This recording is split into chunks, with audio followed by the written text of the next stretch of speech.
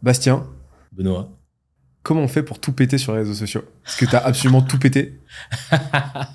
Vraiment. Tout pété. Sur un sujet bien de niche en plus.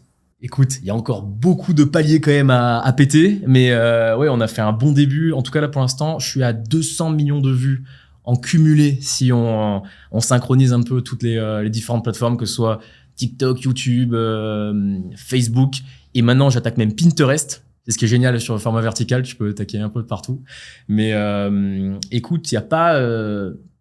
moi, le secret que tout le monde connaît, pourtant que personne ne fait, c'est la discipline. En fait, il y a un truc qui s'appelle la régression vers la moyenne. Je pense que tu connais. Ça vient de Sam Ovens. Et l'idée, c'est que trop de personnes, en fait, font des vidéos. Les vidéos vont commencer à marcher, on va commencer à strike. Et ensuite, à la moindre petite régression, ils vont se dire, bon, c'est mort, c'est fini. On arrête tout. Pour l'instant, mes vidéos marchent plus personne ne s'intéresse à moi. Alors, si t'attends un tout petit peu, ça va remonter. Et là, tu vas pouvoir attaquer. Donc, pour moi, numéro 1, la discipline. Et 2, kiffer. Si tu kiffes pas ce que tu fais, c'est ce qu'on disait juste avant de commencer le podcast. Toi, tu kiffes faire ce podcast, tu kiffes faire du contenu. Moi, c'est pareil. Et s'il y a pas ces deux ingrédients de kiffer ce qu'on fait et de le faire longtemps, là, pendant un nombre de temps assez large, je pense que ça marchera pas. Donc là vraiment, t'as commencé par cette... Enfin, comment... Déjà, premier sujet, parce que tu me parles de constance, tu parles de régularité. Ouais. La régression vers la moyenne, en fait, tu peux la dessiner, mais à condition, effectivement, d'avoir une courbe assez continue à tracer. Mais comment tu fais pour, sur un sujet aussi niché, et un format aussi exigeant que le vertical, on en reparlera, pour retrouver des idées tous les jours, tu vois? Alors, il y a une citation, je sais plus qui l'a dit, c'est un entrepreneur français en plus qui l'a dit. Il disait que parfois, il fallait savoir pisser dans le sens du vent. Et ça, moi, c'est une quiote que maintenant, mais j'ai limite accroché dans mon bureau. C'est en fait, c'est que de l'A/B testing. C'est de faire, tu fais plein de vidéos et sur 10 vidéos, tu regardes les 2 qui ont le mieux fonctionné, qui ont le mieux marché. Tu leur fais faire des bébés et hop, avec un système de sélection naturelle presque, au final, tu te retrouves qu'avec des vidéos qui cartonnent. Tu commences à comprendre celles qui fonctionnent. Tu commences à comprendre les types de hooks que tu dois faire.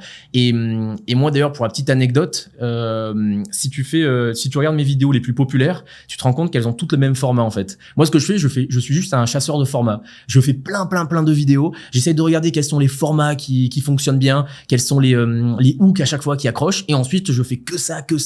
Et c'est juste ça. C'est bon. Ça revient un petit peu avec ce que je dis au début. Tu dois au début faire pas mal de vidéos, tenir sur le long terme. Et aujourd'hui, moi, j'ai plus de 600 vidéos, je crois, ou même 700 sur les formats verticaux. Donc, j'ai juste à faire regarder les plus populaires, et sur les 100 plus populaires, et ben je regarde celles qui ont le mieux fonctionné. Donc franchement, rien qu'avec ça, déjà, on arrive à pisser dans le sens du vent et du coup faire encore plus de vues. C'est exactement ce que je fais avec LinkedIn, moi. Ouais, Parce que, voilà. et en fait, j'ai remarqué que c'est ce que ne font pas les créateurs qui, pendant un moment, tu sais, ont une bonne traction, prennent et au bout d'un moment, décroissent et en fait, tout simplement s'épuisent parce qu'ils repartent d'une feuille blanche constamment avec cette peur de se répéter.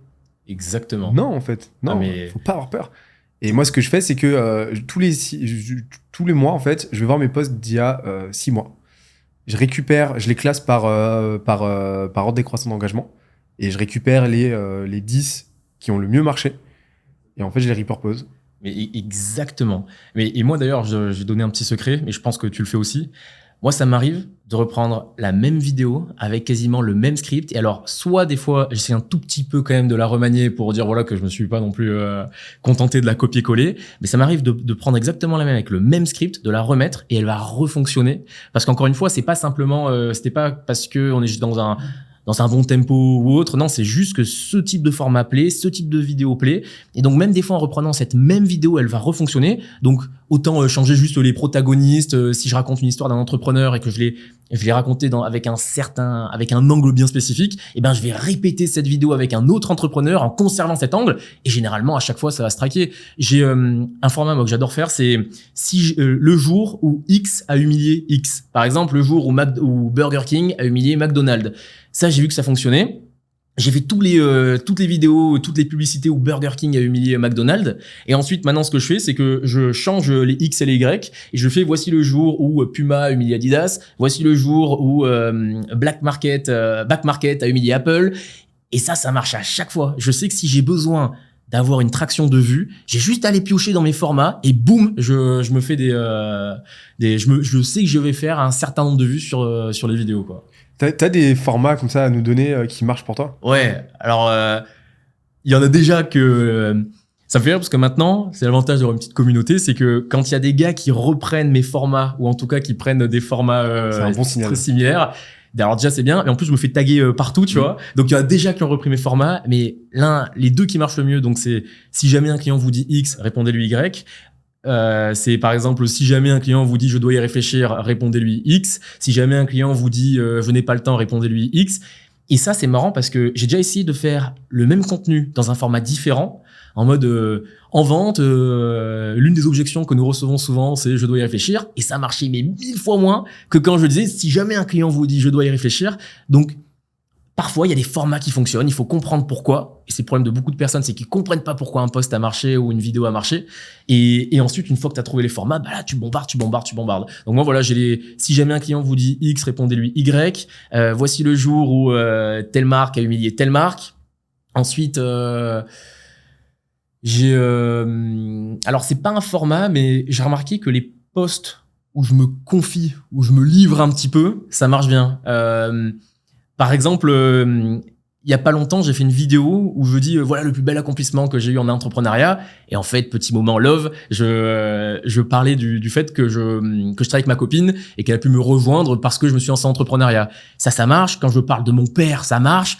À chaque fois qu'on s'ouvre un petit peu, qu'on raconte notre vie, et limite qu'on fait venir l'auditeur dans notre famille, et ben j'ai remarqué que ça m'a touché vachement les gens, ils aimaient vachement. Donc ça c'est parti, voilà, 3 petits formats qui fonctionnent pas mal. Ok, donc c'est vraiment apporter de la valeur, raconter des histoires. Ah, de ouf. Et incarner quelque chose, quoi. Voilà, histoire, c'est la base de tout. Hein. On peut être quelqu'un de très intelligent et finalement être très chiant juste parce qu'on sait pas raconter des histoires. C'est le syndrome de la notice de frigo, quoi. C'est le syndrome de la notice de frigo et c'est même la maladie de l'expert. C'est Steve Jobs qui avait ça, la maladie de l'expert, je crois.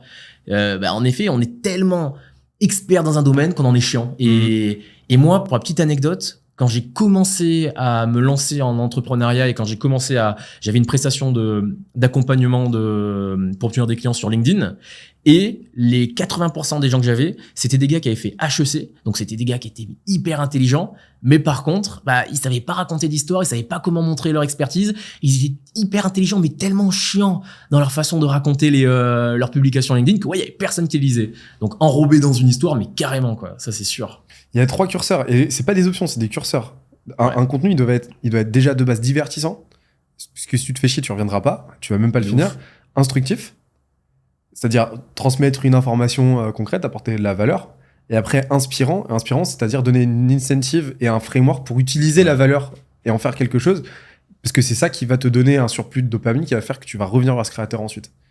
Et c'est là qu'on voit que, tu vois, en termes de curseur, ton premier template, enfin ton premier framework, format, comment X a humilié Y, on est dans du divertissement, un surplus de divertissement, mais tu as aussi de la valeur, parce que derrière, tu as des takeaways intéressants. Et dans l'autre, si un prospect vous dit, là, tu vas être dans un surplus de valeur, mais avec une incentive très forte au passage à l'action. Et donc, tu as un côté très inspirationnel aussi. Et en fait, toi, tu l'émules vachement bien, quoi. Et d'ailleurs, j'étais tombé sur un de tes posts qui était super. Et d'ailleurs, toutes les personnes qui nous écoutent doivent retourner le voir. Où aussi t'expliquer, je sais plus exactement comment tu avais formulé les posts, mais tu disais que dans chaque publication, il fallait qu'il y ait absolument un takeaway clair à prendre et que ça soit exprimé avec beaucoup de clarté. Et pour moi, ça, c'est tout. C'est-à-dire que les gens, ils se disent, tiens, dans une publication, une vidéo, je vais essayer de foutre plein de concepts, plein de nuances ou autres. Alors que non, les gars, il faut être hyper clair et se dire, qu'est-ce que je veux partager dans cette publication? Et quand t'as compris ça, genre, moi, justement, je crois que c'était suite à ton post. Moi, je travaille avec Trello encore. Je suis de la team Trello. Je sais que tous les pronotions vont me tuer, mais moi, je suis encore sur Trello. Et je déteste Notion. Ah ouais? Ah bah putain, t'es le seul que je connais qui déteste Notion, hein, parce que à chaque fois que je dis que moi je suis encore sur Trello, j'ai les ultra Notion là qui arrivent et qui me disent que je dois changer. Et maintenant sur mon Trello, j'ai carrément mis dans chaque publication que j'écris une petite case à cocher. Est-ce qu'il y a un takeaway clair qui sort de cette vidéo? Et si cette case n'est pas cochée, je ne mets pas la vidéo, je la publie pas parce que pour moi, elle est pas assez pertinente et il manque un truc, quoi. Ok. D'accord. Donc, tu la remets au turbin le temps que. Exactement. Ok. Ça m'arrive très souvent je commence à écrire une vidéo, j'ai pas le petit truc, et donc je la mets, on va dire, en végétation quelque part. Et au début, je pensais que j'étais bizarre, et ça m'a fait super plaisir parce que j'ai lu un truc de Picasso qui disait qu'il faisait pareil avec ses toiles. Il commence une toile au début, il essaye de faire un délire, ça lui plaît pas, il trouve que c'est pas beau, il a pas le mojo, et donc ce qu'il fait, c'est qu'il a laissé pendant 1 an, 2 ans, 3 ans, jusqu'au jour où il est retombé dessus, et finalement il la reprenait et il faisait une dinguerie. Et donc finalement, c'est un petit peu ce qu'on fait aussi sur les publications. Je sais pas, ça t'arrive des fois de mettre des posts en quarantaine et de retomber dessus plus tard? Ah oui, complètement. Ah, mais ça m'arrive tellement souvent. Mais j'ai un vivier. En fait, moi, déjà, c'est comme ça que j'ai appris la batterie. Quand j'arrivais pas à faire quelque chose, quand j'arrivais pas à faire une technique, je la laissais de côté. Je la laissais en jachère. Je revenais dessus X semaines, X mois plus tard. Et en général, je sais pas pourquoi, sans m'être entraîné, à ce moment-là, ça marchait, tu vois. Et en fait, c'est ce que je fais aujourd'hui. J'utilise c'est Alexandre Astier qui crée de la même manière et à l'échelle de ses projets, lui. Et je vois la création me concernant exactement pareil. Je la vois comme un port, tu vois. C'est-à-dire que tous mes projets, tous mes contenus sont des bateaux qu'on est en train de charger, qu'on est en train d'appareiller au port. Et en fait, ils partiront quand ils seront prêts, tu vois. C'est marrant cette métaphore. Et en fait, moi, j'ai plein de bateaux, j'ai plus ou moins de bateaux. Forcément, tu vois, t'as des respirations en termes de quantité d'idées que tu vas avoir à un instant T, mais j'ai plus ou moins de bateaux au port. Et en fait, ils partiront quand ils seront appareillés et quand ce sera le moment et quand le temps le permettra, tu vois. Et donc, moi, je me mets aucune pression par rapport à ça, mais c'est vrai qu'il y a tendanciellement une corrélation entre le temps que le bateau passe au port à se faire appareiller et ça tend à aller plus ou moins loin, tu vois. Donc, ça portait. Ah, c'est une super métaphore, tu vois. J'avais jamais porté attention vraiment sur ça, je pensais être un petit peu l'un des seuls, tu vois, à commencer à écrire des posts, à les mettre en jachère et ensuite à les reprendre. Et là, le fait, c'est même toi, tu l'as carrément métaphorisé, quoi. Je sais pas si c'est très français. J'ai appris celle d'Astier, tu vois. Mais oui, ouais, complètement. Enfin, moi, ça a résonné chez moi parce que, tu sais, on a je pense que tu le vois aussi, et ça te pose, je pense pas que tu t'adhères à ça, mais on a cette tendance à voir la création comme quelque chose de monolithique. Et il me faut une idée, il faut que, à l'échelle de ma session, j'ai eu l'idée, je l'ai produite, je l'ai publiée. Non, que dalle. Non, c'est des phases à scinder. Et moi, j'ai ma phase d'idéation qui va être en continu. Comme toi, je pense que là, j'imagine que tu as ta phase de curation où tu vas justement te renseigner sur des histoires qui se sont passées. Tu vas observer les difficultés de tes clients. Donc, tu vas nourrir en fait ce corpus. Tu vas les laisser décanter. Et ensuite, tu vas avoir des sessions de production, de rédaction, puis de production, quoi. Mais tu fais jamais tout en un. Je pense que jamais tu te pointes devant ta caméra en te demandant ce que tu vas bien pouvoir raconter. Carrément. Non, moi en plus, je suis encore je scripte toutes mes vidéos. C'est-à-dire que j'ai longtemps essayé de les faire en impro, mais c'était... je préfère maintenant les scripter, comme ça je sais exactement où je vais, surtout sur le vertical, on est limité en termes de timing. Et donc, j'ai encore cité Picasso, mais Picasso, il disait que l'art, c'était l'élimination de l'inutile. Et pour moi, c'est exactement ça l'avantage de scripter en fait ta vidéo. C'est qu'au début, tu as un truc gigantesque et au fur et à mesure, tu enlèves tout ce qui sert à rien, tu enlèves l'inutile. Et c'est comme ça en fait que tu as une bonne vidéo après. Et du coup, oui, moi, j'ai carrément des phases. Généralement, moi, toutes les idées que j'ai, je les ai, c'est ce que j'appelle les idées douches. Je les ai sous la douche, je les ai quand je vais faire mon sport le soir, je les ai quand je marche, je les ai en week-end, je les ai pas dans des temps vraiment définis. Et par contre, ensuite, quand j'ai mes phases de production, là, pour essayer de gagner du temps, justement, soit j'ai une bête d'idée qui arrive et je me fais toute la vidéo, soit j'ai pas encore d'idée, pas une idée bien définie de ce que je veux faire. Et donc là, je vais piocher dans mes formats en me disant, tiens, est-ce que cette idée, elle pourrait passer à la moulinette du format et est-ce que je pourrais l'intégrer dans un des trucs que j'ai envie de présenter ou autre. C'est plus comme ça, moi, que je fonctionne. Et qu'est-ce qui fait un bon script ? Un bon script ? Alors, déjà, évidemment, c'est très cliché, mais le hook, il faut qu'il y ait un hook de dingue. Ensuite, je trouve qu'on n'en parle pas suffisamment sur TikTok, mais il y a aussi le watch time. C'est le nerf de la guerre sur YouTube, mais c'est aussi le nerf de la guerre sur les formats verticaux, où si jamais... Il y a des personnes, en fait, qui ils hookent les gens, Ensuite, dès la moitié de la vidéo, ils vont tout donner. Ils vont donner le takeaway, ils vont tout donner. Et ensuite, ils vont continuer de parler un petit peu. Et ça, la majorité des gens qui font ça, bah, évidemment, à la fin, ils n'ont plus personne. Et donc, les algos vont pas pousser le contenu. Alors que si jamais tu fais la triptyque hook, que tu réussis à hooker un petit peu les personnes, genre par exemple tu leur dis je vais vous dire l'histoire de X, d'abord tu contextualises et c'est seulement à la toute fin que tu donnes le takeaway et ben là par contre en effet les gens ils vont rester au bout et ils vont boucler même plusieurs fois pour revoir la vidéo. Il y a ça qui marche bien et ensuite la polarisation c'est vidéo ou pas vidéo, polariser, dire un avis non majoritaire, essayer un petit peu. Moi tu sais les meilleures vidéos c'est toujours des vidéos où quand je les ai publiées, j'ai une petite boule au ventre. Je me suis dit, putain, comment ça va être accueilli. Et à chaque fois, ça cartonne. T'as des exemples? Ouais. Je vais me faire dégommer, mais c'est pas grave. On est là pour ça. Exactement. Je peux même la mettre en preview de la vidéo, tu vois, ça va cartonner ça. J'avais fait une vidéo dans laquelle je disais, pour faire très simple, que les gens qui allaient manifester pendant toutes les époques les périodes de manifestation, s'ils avaient mis autant d'énergie, tu vois, dans ce qu'ils faisaient pour monter une entreprise ou un truc comme ça, évidemment, ça marcherait mieux. Ça, c'est la phrase cliché, on l'a tous dit, mais j'avais essayé de mettre une petite histoire quand même pour un petit peu envoyer. Et la vidéo, elle avait tout dégommé. Au début, alors, elle a eu une première vague où je crois que j'ai peut-être fait en tout et pour tout 4 ou 5 millions sur cette vidéo. Et ensuite, il y a même des groupes d'extrême gauche qui ont repris cette vidéo.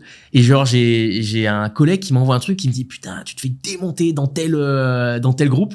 Et en effet, ils m'avaient foutu ma vidéo et je me faisais alors exploser. Ça me traitait de gosse de riche, ça me traitait de plein de trucs. Mais malgré tout, tu vois, je regrette pas d'avoir publié cette vidéo parce que je sais que à partir du moment où j'ai le petit truc en mode, tiens, comment ça va être pris, je sens que je vais me faire démonter, ça marche tout le temps. À chaque fois, les vidéos, elles dégomment tout et ça cartonne. Ok. Donc, oser se confronter à l'inconfort, quoi. Mais ouais, on a tous des opinions non majoritaires, il faut pas essayer de les partager, je pense. Hein. C'est quoi tes opinions non majoritaires à toi, là, qui viennent? Tu me mets dans une sauce. Alors là, comme ça... Concernant le business. Alors, le business, ben justement, un petit peu dans la lignée, que le bad buzz est, dans 99,9% des cas, profitable. Et même si j'avais pas une petite éthique quand même, je pense que tu connais la communication de American Apparel ou pas? Ouais, No Day, ouais, bien sûr. Incroyable. Et lui, donc pour ceux qui connaissent pas, c'est un gars qui, je crois, à 21 ans était déjà directeur marketing de American Apparel. Et VP marketing. Comment? VP marketing. VP marketing. Et le gars, c'est un fou. Il est trop fort. Il a fait plein d'actions de com hyper polarisantes, hyper osées, à la limite de l'éthique, pour pas dire complètement inéthique. Et par contre, à chaque fois, du coup, ça faisait beaucoup de bruit et ça cartonnait de ouf, quoi. Ça marchait, ça permettait d'exploser tous les scores de vues et donc ça se traduisait en business. Et donc, moi, si j'avais pas d'éthique, je pense que j'en aurais rien à faire. Je ferais le max de bad buzz. Volontairement, j'essaierais de faire en sorte que mes vidéos, elles soient un peu tournées de façon ambiguë ou autre. Et je suis sûr que ça se traduirait en nombre de vues. Mais alors, sûr à 200%. Le bad buzz d'Oussama Hamar, moi, je signe aujourd'hui pour dire et pour prouver à tout le monde que ça lui a rapporté plus d'oseille qu'autre chose, quoi. Regarde Andrew Tate. Andrew Tate, c'est l'exemple même. Ben voilà, tu vois, t'as confirmé mon opinion non majoritaire. Mais est-ce qu'une condition justement au bad buzz, à la capitalisation sur le bad buzz, c'est pas un surplus de résilience? Tu sais, je sais pas, parce que qu'est-ce que t'entends par résilience, toi, exactement? La capacité à déjà ne pas laisser le truc t'affecter, ne pas laisser le truc t'abattre, et derrière à réussir à contorsionner un petit peu le truc de sorte à te repositionner comme il faut, tu vois. Peut-être. Moi, j'ai ce que j'appelle mes garde-fous. J'ai aucun problème à polariser, mais par contre, je ne polarise jamais sur des sujets qui, je sais, peuvent me toucher si jamais ils sont retournés contre moi. Déjà, un truc tout con, je ne mange jamais. Si un jour t'arrives, tu dis, regardez, j'ai fait 8 millions d'euros de chiffre d'affaires et que finalement les gars te prouvent par X plus B parce qu'aujourd'hui tu peux le prouver et ils te montrent que tu te trompes et que tu mens, ça, j'assumerai pas, par exemple. Donc déjà, ne jamais mentir pour polariser. Ensuite, des sujets bateaux, mais la famille et tout ça, faut faire attention, quoi. Est-ce que j'accepterais de polariser sur ma copine, sur mon père, sur mon chien ou je sais pas quoi? Je suis pas sûr. Parce que là, quand même, en effet, c'est touchy et j'accepterai pas la vague. Donc pour moi, c'est ça. Moi, j'accepterai de polariser j'accepte de polariser, mais uniquement avec des garde-fous. Donc peut-être qu'en effet, c'est ceux qui ont moins de garde-fous qui arrivent le plus facilement à polariser. J'ai l'impression qu'il y en a, ils se croient dans un jeu vidéo et ils disent que tout ce qui est sur les réseaux, c'est pas vrai. Tant mieux, hein. Ça leur permet de mieux se manger les bad buzz. Hein. Et qu'est-ce qui fait un bon bad buzz pour toi? Un bon bad buzz, c'est très simple. Je pensais pas poser cette question, genre. Alors, c'est très simple. Tu prends le gars, ton plus gros haters, et t'essayes de faire une vidéo qui va l'emmerder le plus possible. Genre, t'essayes de te dire, tiens, cette personne-là, qui je sais n'aime pas mes vidéos ou autre, qu'est-ce que je peux dire? Quelles sont les phrases que je peux utiliser? Quels sont les concepts que je peux présenter qui vont le rendre le plus dingue? De sorte à ce que mon objectif, c'est qu'il commente la vidéo. Et alors ça, en général, ça marche trop bien. Ça, tu dis, tiens, voilà, ça c'est Jean-Michel Gilet Jaune qui aime pas mes vidéos. Voilà, si je parle de ça, il va pas kiffer. Et ça, je sais qu'à chaque fois, ça marche bien. J'ai même conseillé à des clients ça. Ah ouais. Donc tu te peins vraiment cette image mentale. Ouais. Donc faut connaître ton ennemi mieux que toi. Ouais, de fou. Mais tu devrais le faire, même, hein, ça marche trop bien. Ouais, ben moi c'est, je me suis longtemps posé cette question-là. Est-ce que je recherche justement ce bad buzz là ou est-ce que je suis plutôt dans une démonstration en fait, démonstration de la validité de mon point, sans pour autant attaquer le point des autres, mais juste de preuve de concept de la fonctionnalité de ce que je défends. Par exemple, nous on a un parti pris qui est très très fort en fait dans notre culture d'entreprise. Tu vois, on est full remote. Il y a on a une boîte un peu new age, tu vois, un peu hippie sur les bords de ce point de vue. Full remote, congé illimité. En fait, on s'en fout des congés. Donc, t'as le minimum légal de 5 semaines, mais après, tu peux prendre plus si tu veux, sans aucun problème. On regarde pas les horaires et on a vraiment une culture très particulière comme ça, qui peut être clivante. Moi, en fait, j'ai fait un peu... ça m'est déjà arrivé par le passé de titiller un petit peu... de titiller un petit peu le modèle modèle mainstream, tu vois, en place d'entreprise classico-classique. Mais par contre, je me suis rendu compte que ça avait beaucoup plus d'impact de l'idée par l'exemple, de montrer ce que nous on fait, de le documenter pour montrer sa validité, sans pour autant ostraciser les autres. Parce que au final, je me suis rendu compte que l'objectif, c'était pas de cristalliser une opinion. L'objectif, c'est pas de tellement émotionnaliser le débat que les gens qui sont pas d'accord avec toi ne le seront par définition jamais parce qu'ils t'ont catégorisé comme un connard. En tout cas, moi, c'est pas ce que je veux. Je veux plutôt en fait faire avancer le débat en montrant déjà que ce que je raconte, logiquement, ça tient debout, factuellement, ça marche et que donc on peut s'en inspirer plutôt que de créer une polarité, tu vois. Donc, je suis plutôt là-dedans. Et d'ailleurs, c'est marrant parce que il sort de plus en plus me concernant des procès en virtue signaling. Alors, j'adore ce sophisme du virtue signaling, tu vois. Je le trouve extrêmement sophistique 99% du temps. Moi, j'aimerais bien que quelqu'un m'explique. Enfin, ceux qui me dressent ce procès qui est anecdotique en termes de fréquence, mais genre, expliquez-moi en quoi c'est du virtue signaling, d'expliquer juste ce qu'on fait de notre côté et qui marche pour nous. Sans faire le procès à qui que ce soit, tu vois. Genre, c'est assez rigolo. Et donc, en fait, c'est là que je vois qu'effectivement, il y a une évolution, parce que forcément, si les gens commencent à attaquer mon point de vue que je documente, c'est que nécessairement... Mais par contre, je me suis dit, est-ce que c'est une stratégie que j'ai envie d'avoir pour moi? Est-ce que c'est une stratégie gagnante par rapport à ce que je défends, d'aller ostraciser le truc? Je me suis dit, pour le reach, oui, carrément. Par contre, peut-être mon pas véhicule. Ouais. Alors, je suis d'accord que d'un point de vue philosophique, c'est quand même... c'est pas parce que tu veux faire briller ta bougie que tu dois éteindre celle des autres. Exactement. Et sur ça, je suis d'accord avec toi. En revanche, moi, j'aime bien... moi, ça me rend antifragile, en fait, de faire ça. D'accord. C'est... au tout début, quand je me suis lancé sur les réseaux, j'avais très, très peur de me faire démonter. J'avais très peur du regard des autres. Et en fait, assez rapidement, je m'en suis... battu la bip pour pas te faire shutdown la monétisation. et en fait, au contraire, j'ai commencé à jouer avec eux. Moi, dans les formats, justement, tiens, je t'ai pas dit, il y a un format que j'adore, c'est les gens qui me clashent dans les réseaux. Oui, mais je voulais t'en parler. Ouais. Je leur réponds. Et ça, c'est trop bien. Ça marche de dingue. Ça, c'est... En plus, tu réponds avec finesse à chaque fois, avec une pointe d'humour et tout. L'idée, c'est toujours de réussir quand même à apporter quelque chose, pas de tomber dans un Booba vs Caris, tu vois, mais toujours d'apporter quand même un petit truc, tout en répondant. Par exemple, t'arriverais pas à me vendre des chaussettes, t'arriverais pas à vendre un tire-bouchon, t'arriverais pas. Et en plus, c'est marrant parce que du coup, maintenant, même dans sous mes vidéos, il y en a qui me répondent ça en mode, c'est pas forcément des haters. C'est un jeu, quoi. Ouais, c'est un jeu. Et donc ça, c'est trop bien. Et c'est ma façon d'être antifragile, des fois, de répondre aussi un petit peu à ces haters. Et moi, j'avoue que la polarisation, c'est un véhicule de reach fantastique. Ça te permet vraiment de buzzer, ça te permet vraiment de faire des vidéos. Et tant que je dis rien qui va contre mes principes, c'est pas compliqué de trouver quelqu'un qui a commencé, tu vois.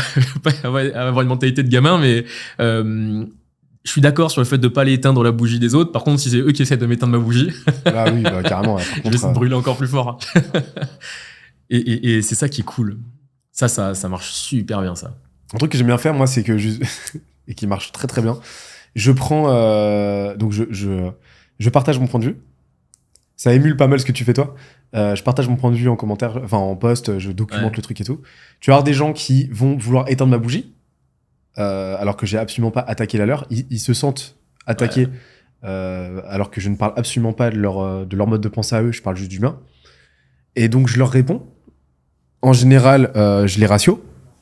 Et après, je poste un screenshot du ratio en post, tu vois. Génial. Où j'étaye un peu mon propos et tout. Et ça marche extrêmement bien. Ça, c'est un petit peu dans la lignée que pisser dans le sens du vent, tu vois. Enfin, tu vois que ça a touché un point et donc tu développes ce point. C'est génial.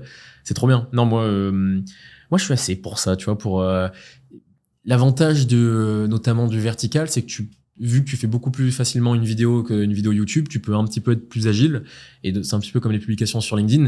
Et je trouve que voilà, enfin, ça te permet de répondre directement, d'échanger avec les personnes qui te suivent, qui regardent tes vidéos. Donc je trouve que ça donne grave du crédit, moi. En tout cas, moi, perso, la question initiale, c'était genre, est-ce qu'il y a des choses que je pense que les autres ne pensent pas? Moi, je suis sûr à 1000% que le bad buzz est dans 99% des cas bénéfique. Et c'est pour ça que je l'exploite sans pour autant être un Andrew Tate. Je suis pas non plus le gars le plus polarisant de l'assemblée, tu vois. Mais c'est vrai que moi, j'aime bien. Et dès que je peux un peu taquiner les gens qui m'emmerdent, ça, non seulement moi, ça me décharge une petite haine que je me garde de côté. Et en plus de ça, je sais que ça peut me permettre de buzzer. Donc, why not? Après, ta polarité micro qui va jouer à l'échelle d'une opinion, à l'échelle de je pense ça à l'instant T, à l'échelle d'un contenu, et une polarité macro qui va jouer à l'échelle d'une personnalité. Bah ouais. Donc Andrew Tate, oui, il est polarisant dans son naissance, dans son existence. Par contre, tu peux être polarisant à l'échelle de partager une unpopular opinion. Exactement. Qui va pas t'engager dans ta personnalité, dans toi en tant qu'individu. De toute façon, tu es obligé d'être au minimum un petit peu polarisant. C'est-à-dire qu'aujourd'hui, si tu dis un truc mainstream en mode les gars, il faut manger 5 fruits et légumes par jour, personne sera contre toi, personne sera d'accord avec toi de ouf. Et donc tu sortiras jamais un petit peu de la zone floue, la zone trouble. Alors que si jamais tu prends un parti, moi les gars, ce qu'il faut c'est manger. Le nouveau régime qui marche trop bien, c'est le régime où tu manges pas le soir. Bah là tu vas avoir des gens qui vont te démonter. Et là tu vas avoir des gens qui au contraire vont dire non, moi j'ai essayé, ça marche super bien. Et donc ça en effet c'est pas du niveau d'un Andrew Tate, mais t'es obligé quand même un petit peu, je trouve, d'essayer un minimum de polariser pour sortir. Après évidemment faut pas non plus trop polariser sinon tu te grilles, mais quoique. T'es à Lyon. Ouais. T'es basé à Lyon. Ouais. Tu vois Nassim Saïli Non, c'est un créateur c'est un coach sportif. D'accord. Qui a une des plus belles salles de France. Ah si, ça me dit un truc. Je suis pas un vrai Lyonnais, moi, je suis à Marseille. Qui a quasi 1 million d'abonnés sur YouTube, qui fait ça depuis 10 ans maintenant. Et en fait, lui, il a vraiment joué ce jeu de... il a eu des petits moments, justement, de polarisation micro, mais il a vraiment joué ce jeu de publier du contenu le plus documenté possible, tu vois, le plus instructif possible, en rapportant à chaque fois cette nuance. En fait, il en parle, lui, justement, du fait qu'il a fait ce choix de ne pas prendre l'ascenseur de la polarisation et de l'attraction facile, au détriment donc des résultats à court terme. Mais par contre, ça lui a constitué une brain très très forte qui lui a pris 10 ans à bâtir, mais sans fragiliser donc son statut d'expert, parce qu'à chaque fois, il va apporter un regard le plus nuancé possible, qui va mettre à jour et tout sur sur différentes thématiques, quoi. Mais c'est sûr que quand tu regardes sa progression, elle est très, très linéaire, quoi. C'est-à-dire qu'il a pas eu à un moment un énorme effet de buzz qui lui a rapporté 50%, 60%, comme ça peut arriver de son audience actuelle. Non, ça a été très, très progressif sur 10 ans. Et c'est sûr que là, c'est ce à quoi tu peux t'attendre quand tu joues pas ce jeu du clivage. Mais c'est peut-être un raccourci alors. Mais c'est vrai que en même temps que tu parlais, je me disais peut-être qu'en effet, il y a des secteurs quand même, par exemple en politique, c'est un bon exemple qu'au contraire, le plus polarisant n'est pas celui qui fédère le plus. Un Zemmour par exemple ou un Mélenchon qui sont plutôt extrêmes, qui polarisent de dingue. Bah finalement tu regardes, c'est plus des Macron ou autres qui se font élire, un peu moins polarisants. Alors peut-être qu'il y en a qui seraient pas d'accord avec moi sur ça, mais peut-être qu'en effet quand tu as un public hyper large, peut-être que au bout d'un moment tu dois faire quand même attention. Moi en tout cas je suis sûr que c'est un raccourci. Après, j'ai pas encore... peut-être que quand j'aurai, je l'espère, 5 millions, 6 millions d'abonnés, je changerai d'avis. Mais en tout cas, pour l'instant, en tout cas pour ceux qui t'écoutent, je pense que un petit raccourci vers la polarité, vers le bad buzz, ça peut permettre de se lancer, de lancer la machine en tout cas. T'en as combien d'abonnés aujourd'hui en cumulé? Je crois que bientôt 1 million. Mais pas encore 1 million. Beau, donc hein. je pense 900 000 ou 950 000... Il y a les abonnés de TikTok qui galvaudent un petit peu ça, parce que TikTok, voilà, c'est la régression vers la moyenne de fou. Hein. La semaine dernière, j'ai pris 50 000 abonnés, alors que ça faisait peut-être 3 mois que j'avais pas pris une dizaine d'abonnés, quoi. Donc mais TikTok, c'est terrible. Alors TikTok, pour le coup, c'est la plus grande régression vers la moyenne du monde. Hein. Comment tu l'expliques? Alors, tu sais que je me souviens que t'en avais fait un contenu, mais il y a longtemps. Peut-être. Où justement tu expliquais que tu avais eu une sorte de traversée du désert un peu de quelques semaines où tu comprenais pas ce qui se passait. Oui, mais tout le temps. Et alors maintenant, heureusement, je sais que ce n'est pas parce que je ne prends pas d'abonnés que les gens ne voient pas mes vidéos et que ça va pas repartir après. Ce qui est très triste, c'est qu'après avoir fait 4 ans de création de contenu, d'avoir essayé de lire tout ce qui était possible sur le sujet, je me rends compte que je ne pige à rien à l'algo, que ce soit de TikTok ou autre. Il y avait un gars qui expliquait qu'en fait sur TikTok déjà il n'y avait pas un algo mais il y avait plusieurs algorithmes justement pour éviter que les gens essayent de déceler comment ça fonctionne ou autre. Des fois tu comprends pas. Par exemple sur Instagram c'est terrible. Instagram vous regarderez, il y a énormément de créateurs qui ont une poussée de fou jusqu'à 103 000 abonnés exactement. Arrivés à 103 000 abonnés, ils en perdent jusqu'à 101 000 et ensuite ils réaugmentent jusqu'à 106 000. Et je te jure que c'est incroyable. J'ai observé ce phénomène mais sur plein de créateurs.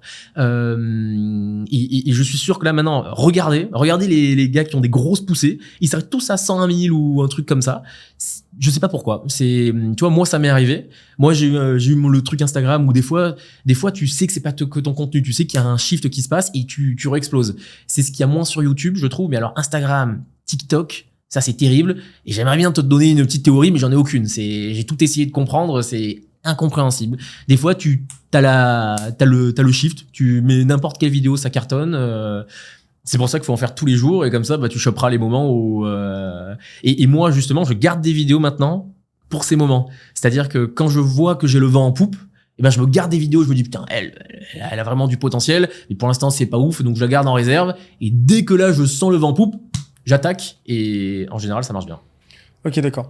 Mais c'est un truc un peu exogène, comme ça, tu saurais pas expliquer. C'est l'enfer. J'aimerais bien m'aventurer dans une pseudo-analyse, j'en ai 2-3, mais... c'est pas des théories très fondées. J'en ai une sur le fait que j'ai l'impression, l'idée d'Instagram, j'ai l'impression que quand les gens vont redescendre, c'est vraiment une théorie fumeuse qui vient de moi. J'ai l'impression que les gens, quand ils tombent en dessous de 100 000 abonnés, on a envie de leur dire non, t'inquiète pas, t'es pas en train de régresser, donc ils te relancent, ils te rouvrent les vannes. Mais je sais que ça peut paraître bizarre, mais j'ai vu plein de créateurs comme ça. C'est un truc de fou. Il y a plein de créateurs qui, à un moment donné, ils repartent, ils s'arrêtent, ils repartent. Et tous les mecs vous le diront, c'est très très bizarre. Et j'ai pas d'explication. Donc est-ce que ça a un intérêt, je me fais un peu l'avocat du diable, mais est-ce que ça a un intérêt de regarder ces métriques? Alors, évidemment que quand même les métriques sont un bon indicateur. Je sais que tu veux l'avocat du diable. Mais par contre, les abonnés, c'est pas forcément la meilleure métrique. Et même maintenant, tu vois, tu me demandais mon nombre d'abonnés. Il y a 1 an, j'aurais été capable de te le dire à la virgule près. Maintenant, aussi parce que j'essaye de m'en détacher, parce qu'il y a même des périodes où j'en perds. Donc pour éviter que ça m'affecte trop, je regarde plus. Quand ça augmente, je sais que c'est pas parce que j'en ai pris X milliers la semaine dernière que ça a continué. C'est très très asymétrique. Donc ouais, c'est il y a pas de règle. Pour moi, la règle, c'est d'essayer, même quand même, en général, les bons contenus fonctionnent. Je le vois parce que je partage sur 5 plateformes et comme par hasard, une bonne vidéo marche dans la majorité des cas sur les 5 autres plateformes. Mais par contre, oui, il faut pas être. Si on commence à se dire, je perds des abonnés, je suis fini. Bah non. C'est juste malheureusement qu'on est un peu tributaire de l'algo. Des fois, on comprend pas trop. On reste quand même sur des machines. YouTube là moins ça. YouTube c'est beaucoup plus linéaire. Mais Instagram et TikTok c'est terrible. Hein. Sur ça. Mais t'as une telle magnitude, c'est-à-dire que tu regardes, t'as des gens qui sont vraiment, t'as des créateurs qui sont suivis par 900 000 personnes sur TikTok, mais qui à l'extérieur de TikTok ont très peu de leverage et sont pas nécessairement des influenceurs en tant que tels. Donc en fait, cet indicateur-là, l'acte d'abonnement sur TikTok n'est finalement pas représentatif de grand chose au final. Et même d'une manière générale, le nombre d'abonnés dit assez peu. Bien sûr. Et c'est quoi les métriques que tu regardes toi? Alors c'est bizarre, mais de plus en plus, moi j'ai un système, on va dire, de conversion de ma communauté très traditionnel sur des opt-in email ou autre. Et de plus en plus, en fait, c'est combien chaque email que j'obtiens me rapporte à l'année. L'idée, c'est que moi, aujourd'hui, toutes mes actions ont pour objectif de se transformer en adresse email pour ensuite que je fasse ensuite des lancements pour vendre mes formations, vendre mes conférences ou autres. Et donc, encore une fois, c'est très cliché, mais je sais que une vidéo qui fait 300 000 vues, si elle me rapporte 300 adresses mail, quand je compare avec une vidéo qui était beaucoup plus ciblée, qui a fait 20 000 vues, mais qui me ramène 600 adresses mail, je préfère faire des vidéos à 20 000 vues. Parce que moi je suis obsédé par combien chaque email qui rentre dans ma base email me rapporte d'oseille. Et donc, c'est la métrique pour moi la plus fiable, parce que quand même, on fait des boîtes, l'indicateur clé quand même, c'est combien d'argent on génère et tout ça. Et donc, moi, l'idée aujourd'hui, c'est plus ça. C'est plus vraiment de me dire, de faire augmenter le nombre moyen que me rapporte un email. Et comme ça, j'essaie d'en faire entrer un maximum ensuite après avec mes réseaux. Ok. Et donc, en fait, tu te trompes pas de bataille, quoi. Je trompe pas quoi? Tu te trompes pas de bataille. Tu m'avais dit que tu avais lancé ta newsletter, que ça avait pris mais super fort. Ouais. C'était combien déjà Au lancement, je crois que quand on s'était eu, j'étais peut-être vers la fin de mon lancement. J'avais mis pour objectif de me faire 1000 ou 2000 adresses mail. Et je crois qu'en 3 vidéos, j'avais eu 15 000 adresses mail ou peut-être... alors, pour être honnête, la courbe s'est un petit peu freinée. Régression vers la moyenne, mais... Régression vers la moyenne. Mais c'est vrai que... non, les premières vidéos, c'était dingue. J'ai une vidéo qui a fait 100 000 vues et qui a dû me ramener 6 000, 7 000 adresses mail. C'était incroyable. Et là, mais par contre, ce qui est bien, c'est que là, en moyenne, chaque vidéo me fait entre 500 et 1000 opt-in en fonction de si ça marche pas. Et même, ce qui est cool, évidemment, c'est que quand je fais pas de vidéo, tous les jours, quand même, j'ai une cinquantaine d'opt-in qui arrivent, qui se mettent et qui ensuite se font bombarder d'emails. Okay. T'as combien de personnes en base, là? Alors, je les segmente. Alors, je vais te dire en tout et ensuite je vais nuancer. En tout, je crois que j'en ai 50 000, mais sur les 50 000, il y en a seulement 25 000 vraiment que je traite et que je comptabilise aujourd'hui. C'est 25 000 qui sont bien segmentés, qui sont dans une logique. Avant, je faisais plus des coups sans... genre, inscrivez-vous à tel webinaire, inscrivez-vous à telle chose. Et maintenant, là, j'ai quand même beaucoup plus segmenté sur une audience vente. Et donc là, c'est sur celle-là que je compte. Quand je dis que je compte la valeur par adresse mail, c'est sur celle-là. Ok. C'est une newsletter ou c'est des emails transactionnels plus? Alors, c'est une newsletter transactionnelle. Ok, donc vraiment tu... Ouais, en fait, j'essaye vraiment de... L'idée est toujours pareil pour augmenter ce coût par inscription, c'est de leur faire passer un toboggan d'emails automatisés, mais que j'alimente ensuite. Le jeudi, c'est des emails transactionnels, et le mardi, quand j'ai le temps, c'est des emails un peu plus ponctuels, un peu plus spontanés. Donc, ils reçoivent 1 ou 2 emails par semaine, et j'aime bien ce côté quand même un peu spontané pour dire regardez où je suis et tout ça, et quand même ça donne un côté VIP à ceux qui se sont inscrits le plus tôt possible. Mais j'ai quand même envie que les mecs qui s'inscrivent, ils puissent voir mes meilleurs emails, et donc j'ai fait une séquence un peu automatisée. Ok, d'accord. Donc c'est une séquence, ouais. Ouais, il y a une séquence automatisée, envoyée le jeudi, et de temps en temps le mardi, des emails ponctuels. Ok. Et comment tu l'as structurée, cette séquence? Alors, j'ai essayé de...